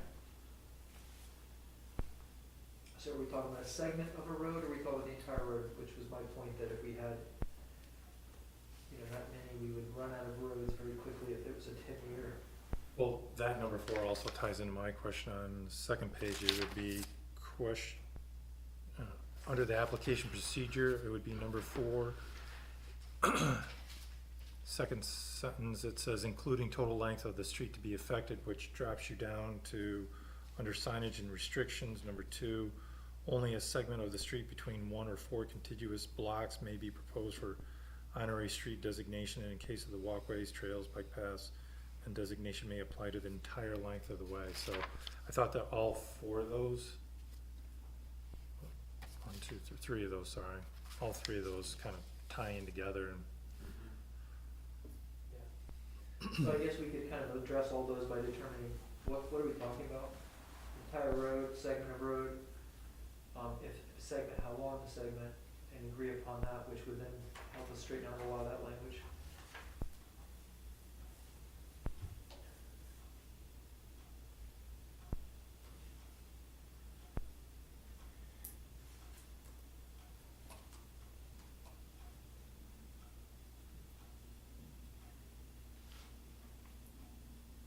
Okay, sorry, I'm removing part of the last one.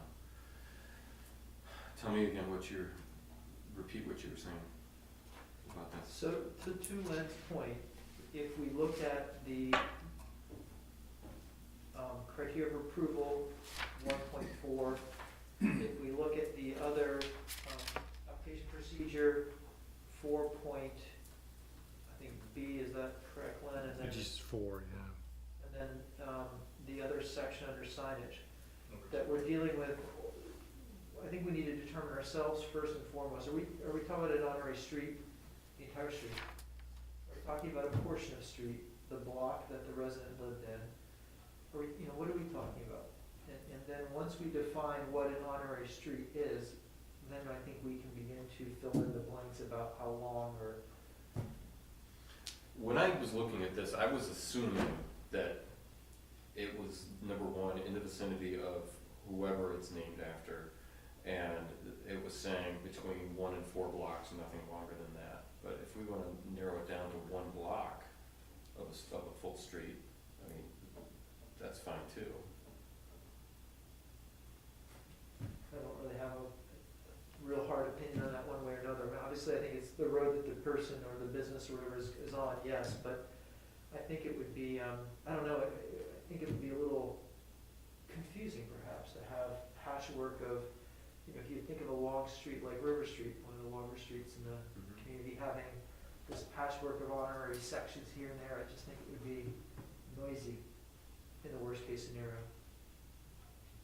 If you had multiples, on, Right, River we Street. have Yeah. every single block has a different honoree in 10 years' time. oh jeez, yeah. But it would also lend to the opportunity to have more honorees up. Right, so less makes it more of a, more Right. honorary? It's definitely honorary. Right. And more certainly opens up more opportunities, but then how much of an honor is it? Because everybody's got a block named after them. Right. Well, and then it goes back to what I said before, in 12 years, we haven't had any even brought forward except the most recent one, so. Head doors box, right? Could be, but it's really up to the council. I mean, we could, how high do we want that bar to be? I mean, it's up to the council. If the council wants to make it really high, which I think, for that, I think it should be a high bar.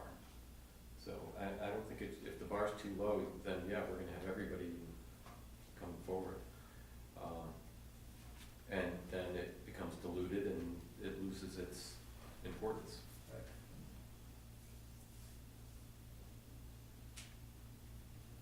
But I mean, I would be in favor of it being a block, or at least fewer than 4 blocks, like this is written. If we wanna change it to 1 block, we change it to 1 block.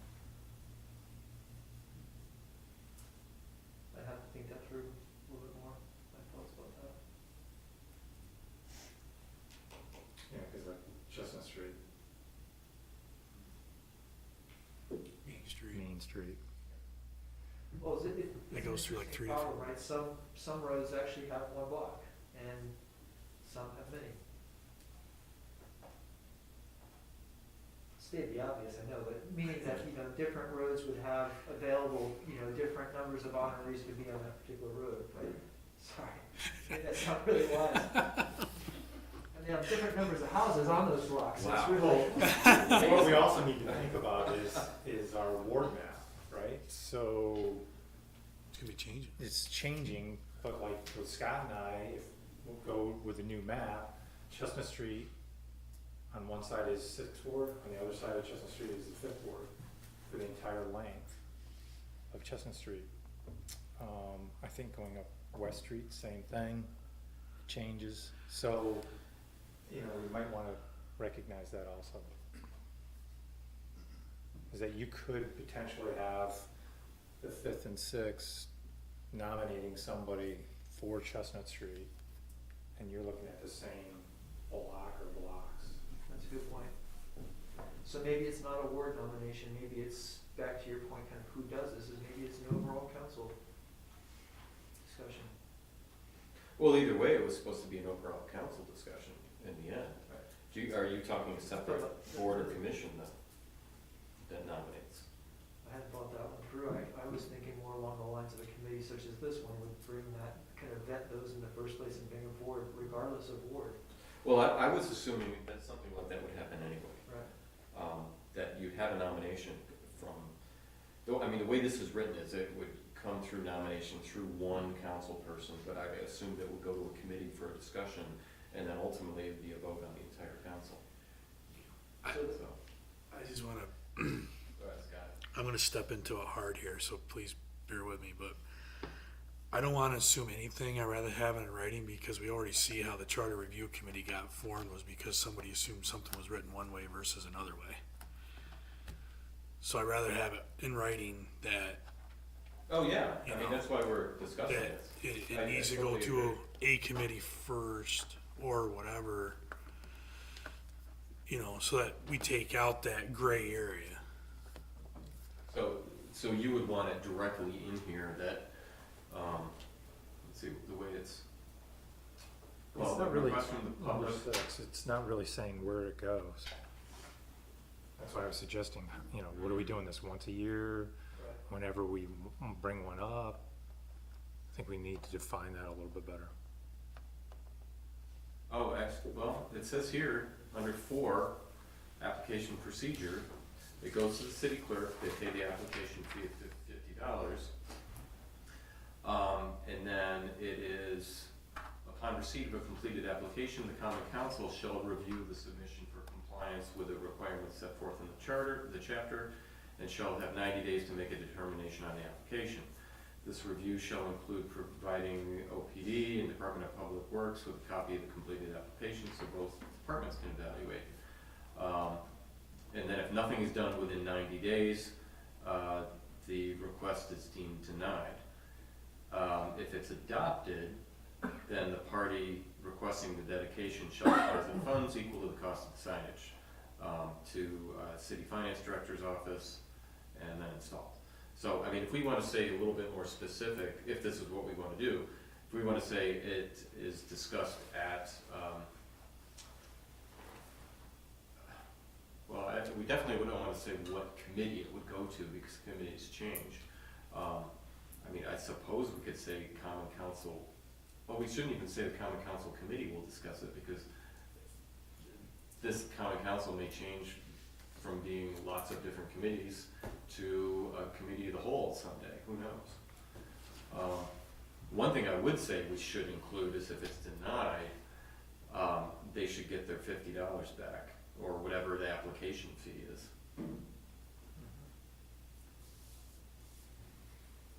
I would just suggest that the common council looks at it and review in the latter portion of the year. Because you could have potentially a new council coming on, they would know anything about this. So if you were, I still think it's better to have it as a group, meaning pick a month that it comes before the common council, so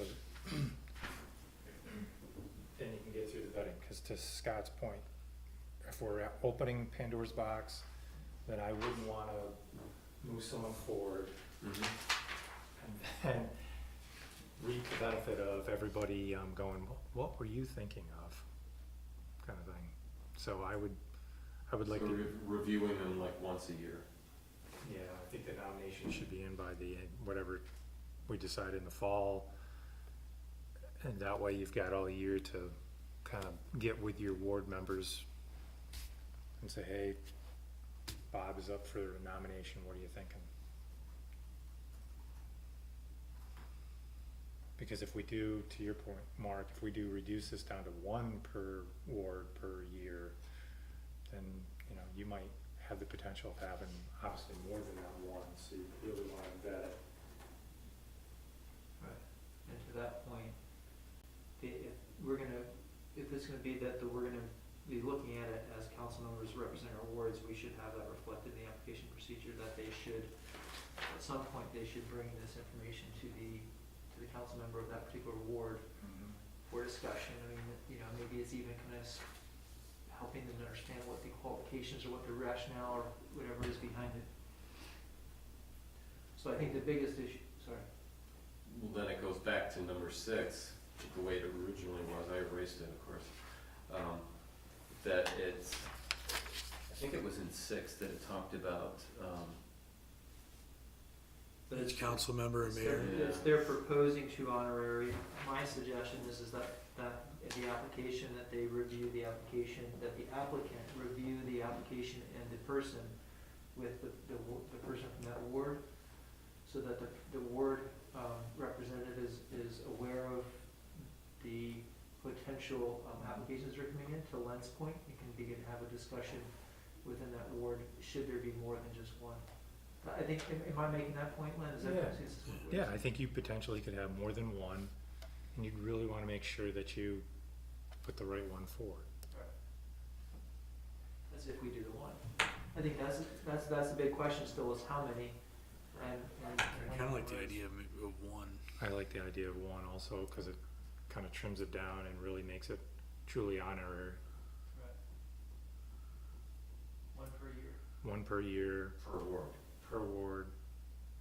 Allows you that opportunity, if the application say got to be in by, I don't know, June or July, your nomination has to be in by June or July, and then by November, we as a council kind of vet this out. Make sure that everybody's met the mustard and move forward. So actually, Len, let's play that one out right now with what you're saying. What happens if a council member gets 3 applications in their ward? How do they vet them in internally in that ward.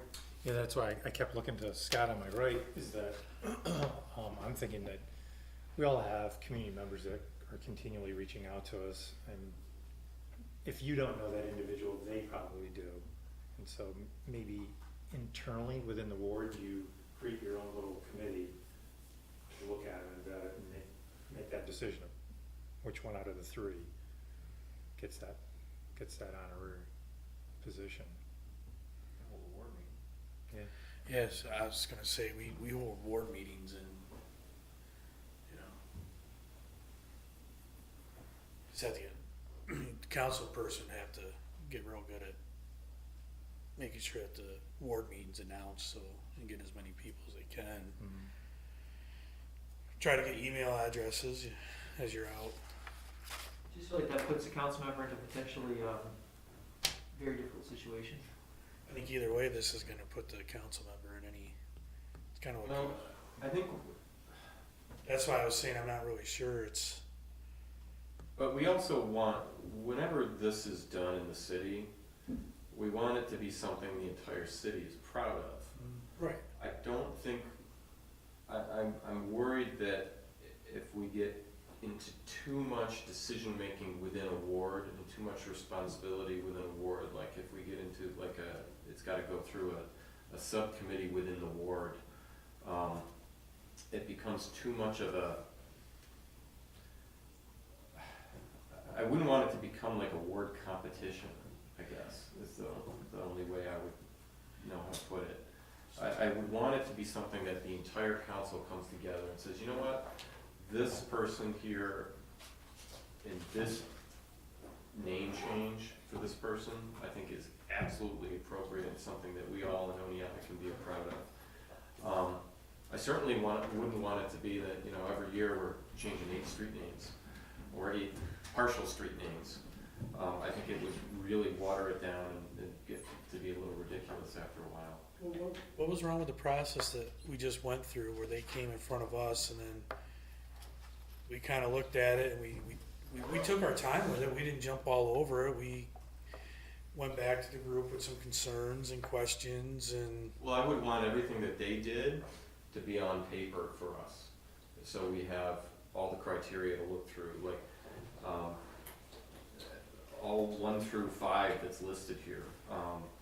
I'd want it to be right in front of us when we do that, but yeah, I mean. Yeah, but I mean, like, they could still come to I know it probably won't be quick in a couple of years, but, you know, they came in front, said what they needed to say. We kind of said, well, we got this question here, you know. It could be similar to other, like. And then we passed it up, and I think that was kind of like the right thing to do, and then, you know. I think they should go through the city clerk first, fill out the application, pay the application fee, come here, state their case to whichever committee they would need to come to, and then pass the council. I mean, the way it's written here right now, the application would come to the council, and every year or every 4 years, the council can decide either what committee it comes to, or if they decide they want it to come to the entire council all at once, they can do that. So that can be changed without actually changing the actual policy, because it would still be meeting the policy.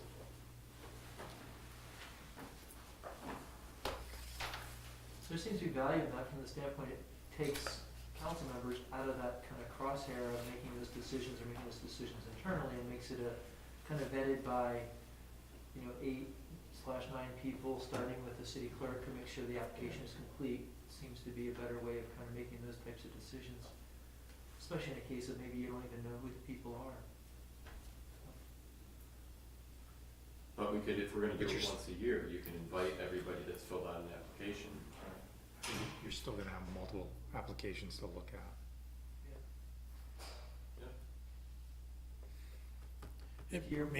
Maybe some of that is by adjusting the application fee too. You want the application fee to be a little bit higher because this is a special, and it is an honorary thing. And, True. you know what I'm saying? Mhm. And that might lower So hit them up first with the $300 altogether? Right, isn't it, somewhere's in here? Well, it was the $50 for the application, 300 for Part the of the sign. sign. 300 for the sign, right? Yeah, not to exceed 300. But that number would have to change based on what Chris tells us, or Greg tells us would be more appropriate. I'm assuming 300 is about right. So, That's to make the sign, do everything, get it hung up. I agree with that number. You don't wanna make it 500?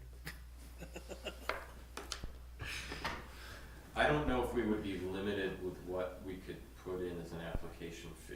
I was thinking application fee of $100. I mean, you're looking for an honorary, you know, we want it to be special, we want you, you know what I mean? And nothing says that application fee can't go towards the sign at the end if it gets approved. You know, you could take so out of $300, we already got the first 100 of it, you'll just have to come up with the 200 or whatever. I have a question. How are we gonna handle vandalizing if someone takes those signs, because there may be names on there that somebody might want? Are we gonna be replacing those in perpetuity? I don't believe it should be the city taxpayers' responsibility to replace them. The folks that submitted the application should be on the hook for that. If the honorary sign comes up missing, then it's on them to pay for it to have it replaced.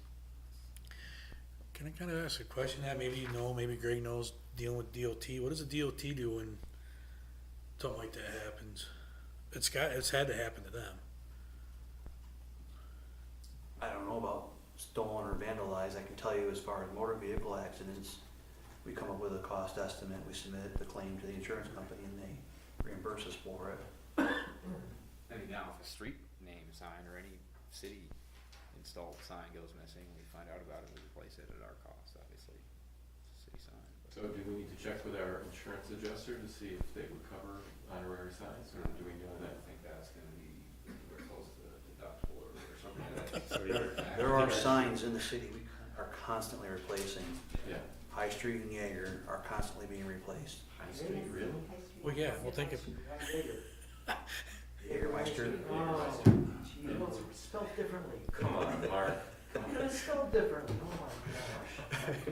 Who's teaching these kids how to Doesn't spell? matter.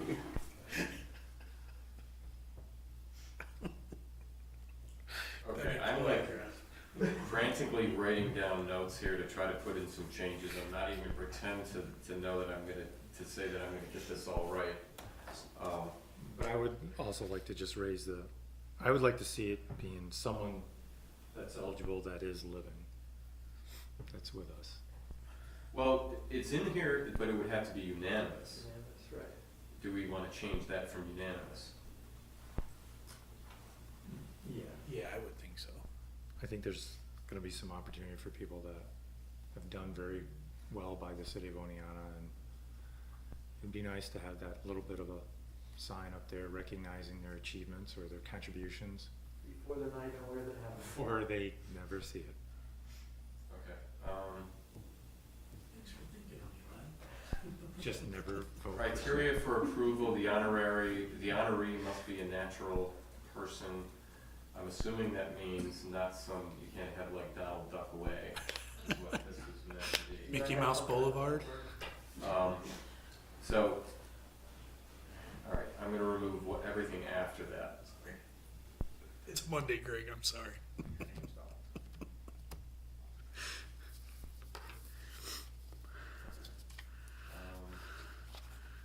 What else we got?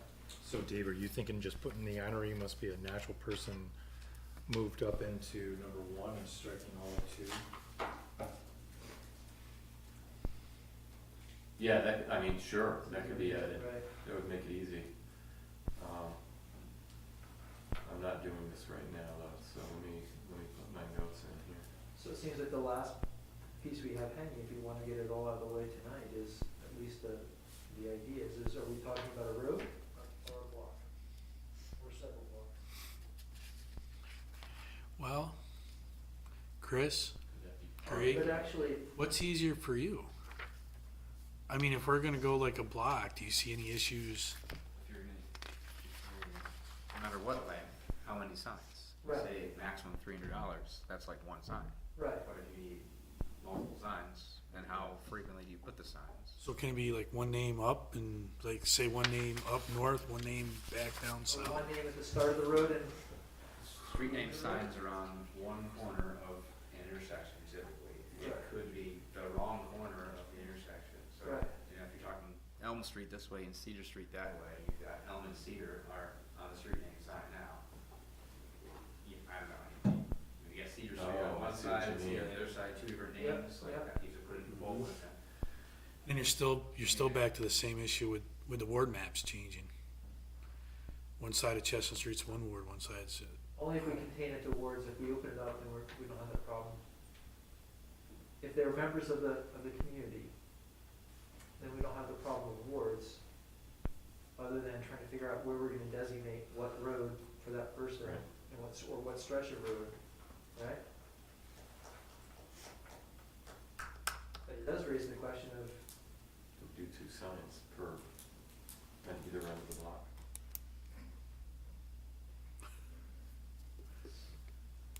increases the price, then it's $600 and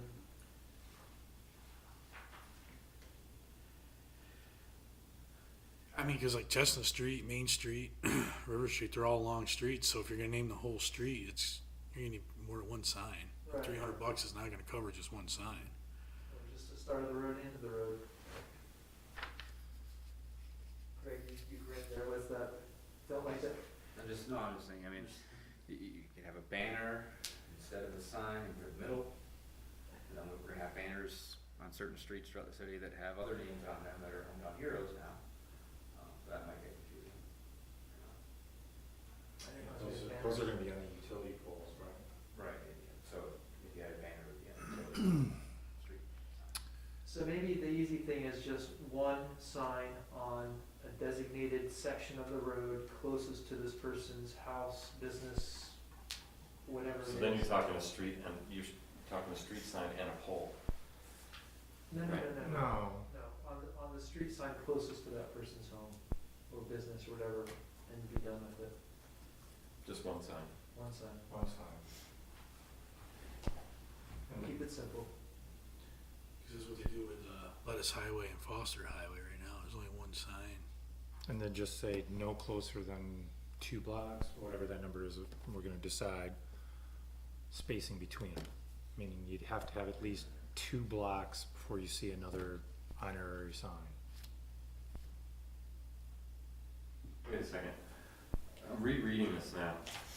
Only a segment of street between 1 and 4 continuous blocks may be proposed for honorary street designation. Do we wanna change that then to one segment of street may be proposed for honorary street designation? That keeps it one sign and keeps it simple. So Dave, number 2 that you just read ties in with the number 4 above. Say B, if you're looking at your, Okay, so number 2 under 267-4. right, ties in with number 4 of the application procedure, which ties into number 4 of the criteria for approval. That's what Mark and I have been saying, is that all 3 of those tie in together. And we could probably simplify the entire process if we just state that the sign needs to be in close proximity to the honoree. That's that first number 4 on the front page. Correct. Is within the vicinity of it, and we'll let Chris And figure another that out. honoree cannot be within 2 blocks or 4 blocks or whatever. Yeah, And then you could get rid of, I think, the rest of it, right? right. Okay, I'm not following exactly. So basically, if we And use, part of this is my own fault since I didn't renumber everything. so if we use this here, shall be confined to the right of way within the vicinity of the home organization or location associated with the honoree. Yeah, And then some type of kind of, Wordsmith that says but not be within 2 blocks to another honorary. Right, something to then say that we're not gonna have this kind of, you know, we have a little space between them and Right. kind of, And then that takes out the need to say segment or length of street, or yeah. the only part that we haven't addressed when you get that all cleaned up is, to Greg's point, when you're sitting on a city street and you have the 2 names, how do you address that? Well, I guess, Right, which one's the top name? right, it's either with the top name or opposite of the top name, right? Because you'd still want to. Are you talking about the cross signs? Yeah. It can just go on top in either direction, I would assume. Yeah, I think my one was if you have Cedar Street to the right and Cedar Street to the left, Mm-hmm. and you have person A and person B, and you have one street name sign typically on one of the corners, Yeah. you know, so you put this person's name over here, you probably have another person over here. Put another street name sign, Cedar Street, and another honorary sign underneath that, like have double signs to name one or both of them separate. This is getting fun. Wow. I think we got way down in the weeds. Yeah. I'm wondering if we're making more issues than. We're thinking it all through, I mean, that's exactly what I know. we're trying to do, is so that we were kind of anticipating to Scott's earlier point, no gray, try to remove as much gray as possible so that it's clear, and it's also not, this also can't be a difficult process either, right? We can't have staff running around putting up honorary signs all over the city. Correct. And I think that speaks to your point, Lynn, about having one date, so then after that, then there's a window of time that they can put it in, rather than have this be spread out throughout the entire calendar year. We want to have that date be. You can kind of focus your thinking on Well, that process rather than. July 1st. I'd ask, personally, I'd ask this man What's right the here. best month to have these discussed, so then they're taken care of maybe the following month? Slowest month. Yeah, I'm thinking January. Be discussed in January and And be installed in February, March. First flower, or, you know, Yeah, the ground. April, yeah.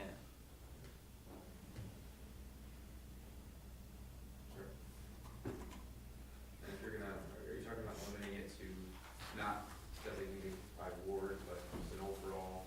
So do you start out with, instead of 8 per year, 1 per year? but we're back to that. I removed that whole thing.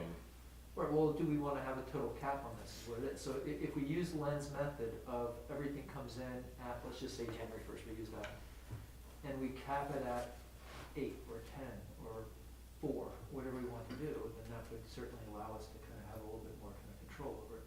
Right. And to your point of simplifying, you could just say to that, add in, and no more than 1 per ward. Good, so that it keeps it, so that it's spread around equitably if that's the case. No more than 1 per ward Right. per year. Per year, because where I'm afraid of is the mayor's position, whereas whoever the mayor is, now you're doubling up inside that ward, so that ward's gonna get 2. Right. Or I'm just a very persuasive person and start trying to pull people to my, that someone persuades others Oh, to sure. take these people, right? Sure. Not even from the standpoint of that, but then everyone says, well, look, I've got these 5 people that are really, these are the people that should be done, and everyone goes to that direction, and we exhaust our 8 or whatever it might be as a total. Okay, so there will be no more than 1 designated honoree per ward per year. That way, you could bring 5 names forward, but you're only gonna get 1, maybe. Right. But do we wanna limit? And then that takes off the onus, to Mark's point, he's concerned, the onus of the representative kind of being shown that those 5 that came in his ward, he doesn't actually have to advocate for every single 5. It's spread out this Yeah. way. Okay, are we gonna put a limit, a total cap per year on top of that, or no? We're not gonna worry about that? I think doesn't that create a natural cap? If we just said no more than 1 per Okay, ward, that's so 8. 8. Right, it would be Okay. 8. Alright. Alright, I didn't know if there was gonna be an additional cap on top of that, but you could have no more than 1 designated honoree per ward per year, but a total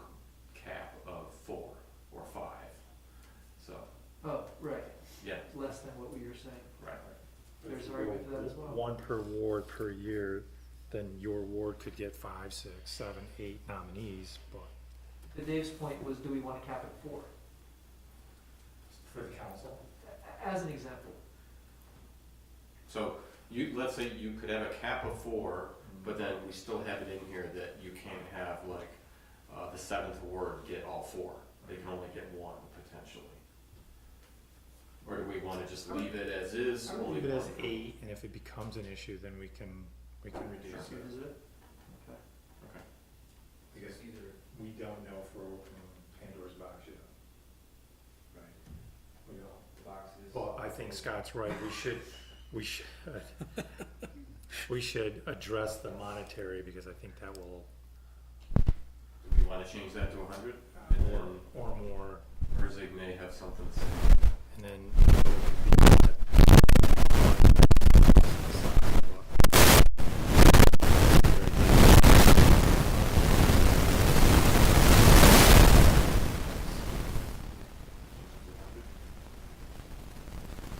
Could be, I was just throwing out a number. And, to the point, I mean, $300, should we say that the cost of the sign, is $300 for the cost of the sign? I mean, how am I trying to say this, if the sign is less than, it should still be $300. If the sign is more than, they should pay the more than.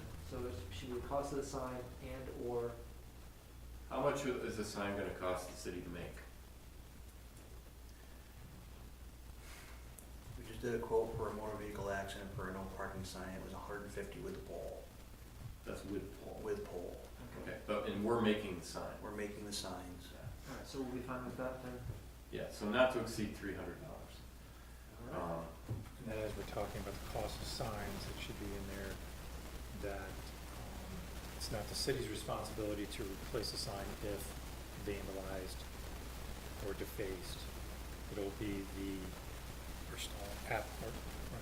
or the applicant's cost to replace.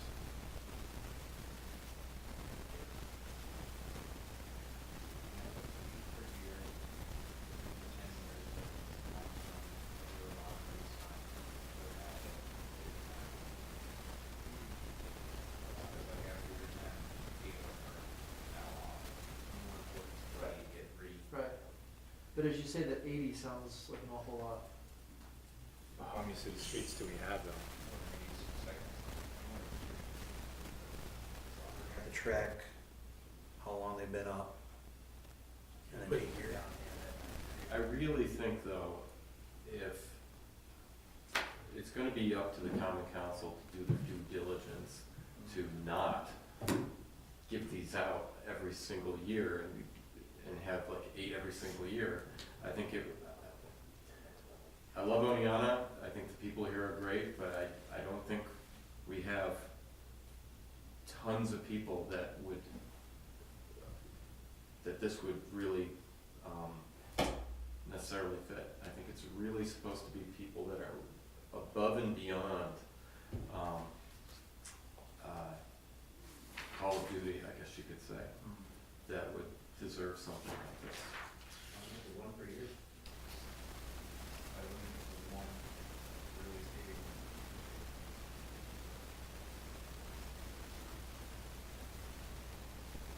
You have one ward gets picked and the other 7 don't, but the 8 council members are the ones voting on it, the one gets picked. And it's really supposed to be about building up Oneonta. So you may never get anybody, because each one may vote no because they want their person in. I mean, That's assuming everybody has people, right? Yeah. I'm just saying, if everybody did. I don't think we're gonna have 1 million nominations for it. You may not, and I think Greg brought up a good point. If you did bring it down to 1, that really makes the council have to buckle down and really vet it. And out of that, you may not pick anybody, because you may be like, it doesn't meet the criteria that particular council wants to see at that point of time. We could think of it along the lines of the women of distinction that we have every year. There's lots of nominations, but they only choose, what, 2 names? Yeah. I kind of like that. So there will be no more than one honoree per year. Thoughts?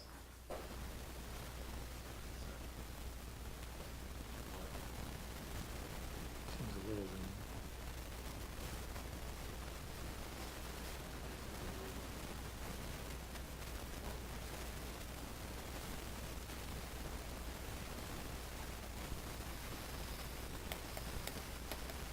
Well, maybe these are.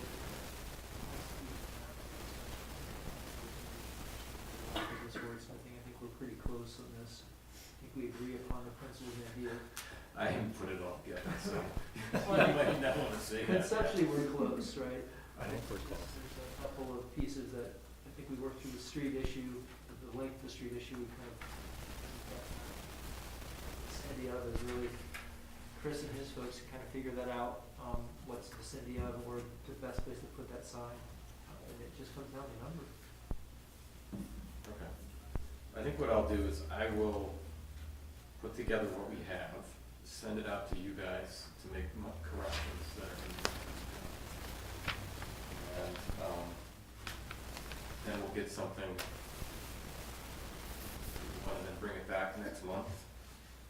Make sure we have a finalized document. Get it to Merzig.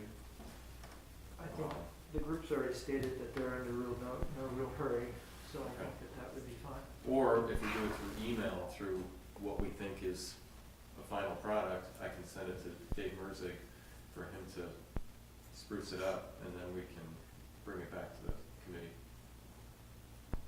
You're pretty close now, right? So I would agree with, let's make a run through email. But if it looks like we're gonna have a lengthy discussion, then we're not going to have that, we'll cap it off and bring it back next month. Yeah, I think, one thing I do still have in here that I think we need to correct is I have must be reviewed with a council member of that ward.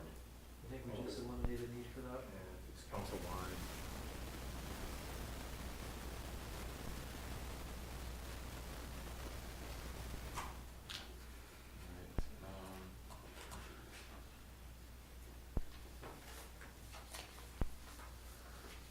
Alright, one per year per ward, that would be the question. Okay. Alright, anybody have anything else they want to say on that topic for now? I think we killed that topic. Alright, we've been here for 2 hours. We have the Wilbur Park Master Plan and the State Street and Hazel Street traffic patterns and speeds. Is there anything there that has to get done tonight, or can it wait? I can think I can hit the Hazel Street and State Street very quickly if I could, because I've, Sure. people have been waiting for this, and they want it addressed. A couple of issues have come up with Hazel Street. Think about that. One, people come up Maple and they wanna bypass further east. They hook around State Street, go down Hazel, then come back east as a way to try to bypass East Street nowadays. People are concerned about the number of cars that are coming through there, the speed in which they're going through there, and then right in that particular vicinity of Bugby School there, it's 30 miles per hour, and the other issue is, is a school zone, should it be marked as a school zone? Hazel Street marked as a school zone. Whatever the whole zone around State Street and, Hazel goes into State, And State Hazel. goes around. yep, Oh, yeah. you're right, so that was the concern, predominantly the concern there is that it's just becoming very quick. There's parents are dropping off their kids both ways, it's just becoming very main thoroughfare to bypass east. So the recommendation was, marking a school zone, lowering the speed, and, there's nothing we can do about people's driving habits, but unfortunately, they've become much more conditioned to doing that as well. I don't know if that would have anything to do with it, but I know around State Street for a number of years, the rentals they were empty, and they're not anymore. So there's more people there. I don't know if that would mean I don't know if that would have anything to do with the more traffic going through there or not, though. Yeah, I think that adds to it also. I think that SUNY Oneonta has their students this year using more of the parking lots that are behind Bugby School. Those are filled now, and I think it's creating more students in general are driving out of those parking lots and onto campus. Okay. And I don't know really what it is, but I think that may be some of the also causes that there's more students parking there. So, again, I think the real way to address this, we can't change people's habits, but can we create a school zone around Bugby? And then again, this goes back to that 30 miles an hour versus 25, signage type thing. But I know that you all are working on that, but I think it needs to be on the radar that that is a problematic area. Do we have the ability to change that to a school zone? I'm not sure about that, because it's not it's a daycare. Right. It's not a district. I'm not certain about that. Is that what a school zone is, a district? I have to get to check. Because see the and then I would also say that it's assuming on the property, if that helps the argument out at all. Even though it is, it's not on the main campus. I think we're gonna have to check. Yeah, we'll check it out. Yep. They say indicate one direction or another is worse on Hill Street as far as traffic. Yeah, I think the main issue that they're concerned about, well, I think it seems both ways, but they've been more concerned about people coming south on Hazel Street and hitting the State Street intersection and hanging that quick left. So it's only afternoon then, which is kind of I odd. didn't ask the exact time, but it seems that it's, I'm not sure, but it seems it's times when the school is occupied and there's a lot of cars around. And there's also a lot of cars parked in that area now. Because like in the afternoon, the traffic going down east wouldn't be busy. It's in the morning, it's jammed. Unless they're, Unless Would you're they be using as a coming- bypass of East Street altogether, so they're hopping Hazel around State to Maple and avoiding all that East Street congestion of the cars coming out of the high school. Again, I don't know who this is, but. But you gotta get through that intersection with the high school to get over to Hazel. but you know what also though, and I see on Normal Ave, cars come flying down all the time and they're using it as a cut through. I wonder if it's part of the overall cut through, Right. that they're coming off at East and cutting across the city by East, Hazel, going up down Hazel to State, over Normal, Yeah, down Elm Street, right, and then over, bypassing lights. yeah. Again, I'm just putting it out there that I think we need to think about, again, miles per hour, our speed limit and school zone, that might be the way to be able to solve the issues that they have. That's it, thank you very much for allowing me to get that out there. All right, so Greg and Chris, you'll check to see if we can do anything as far as the school zone in that area. Okay. All right, I suggest we table Wilbur Park Master Plan. That's all right with you guys? Anything else? Any other short discussions? A motion to adjourn. Second. All right, all in favor? Me.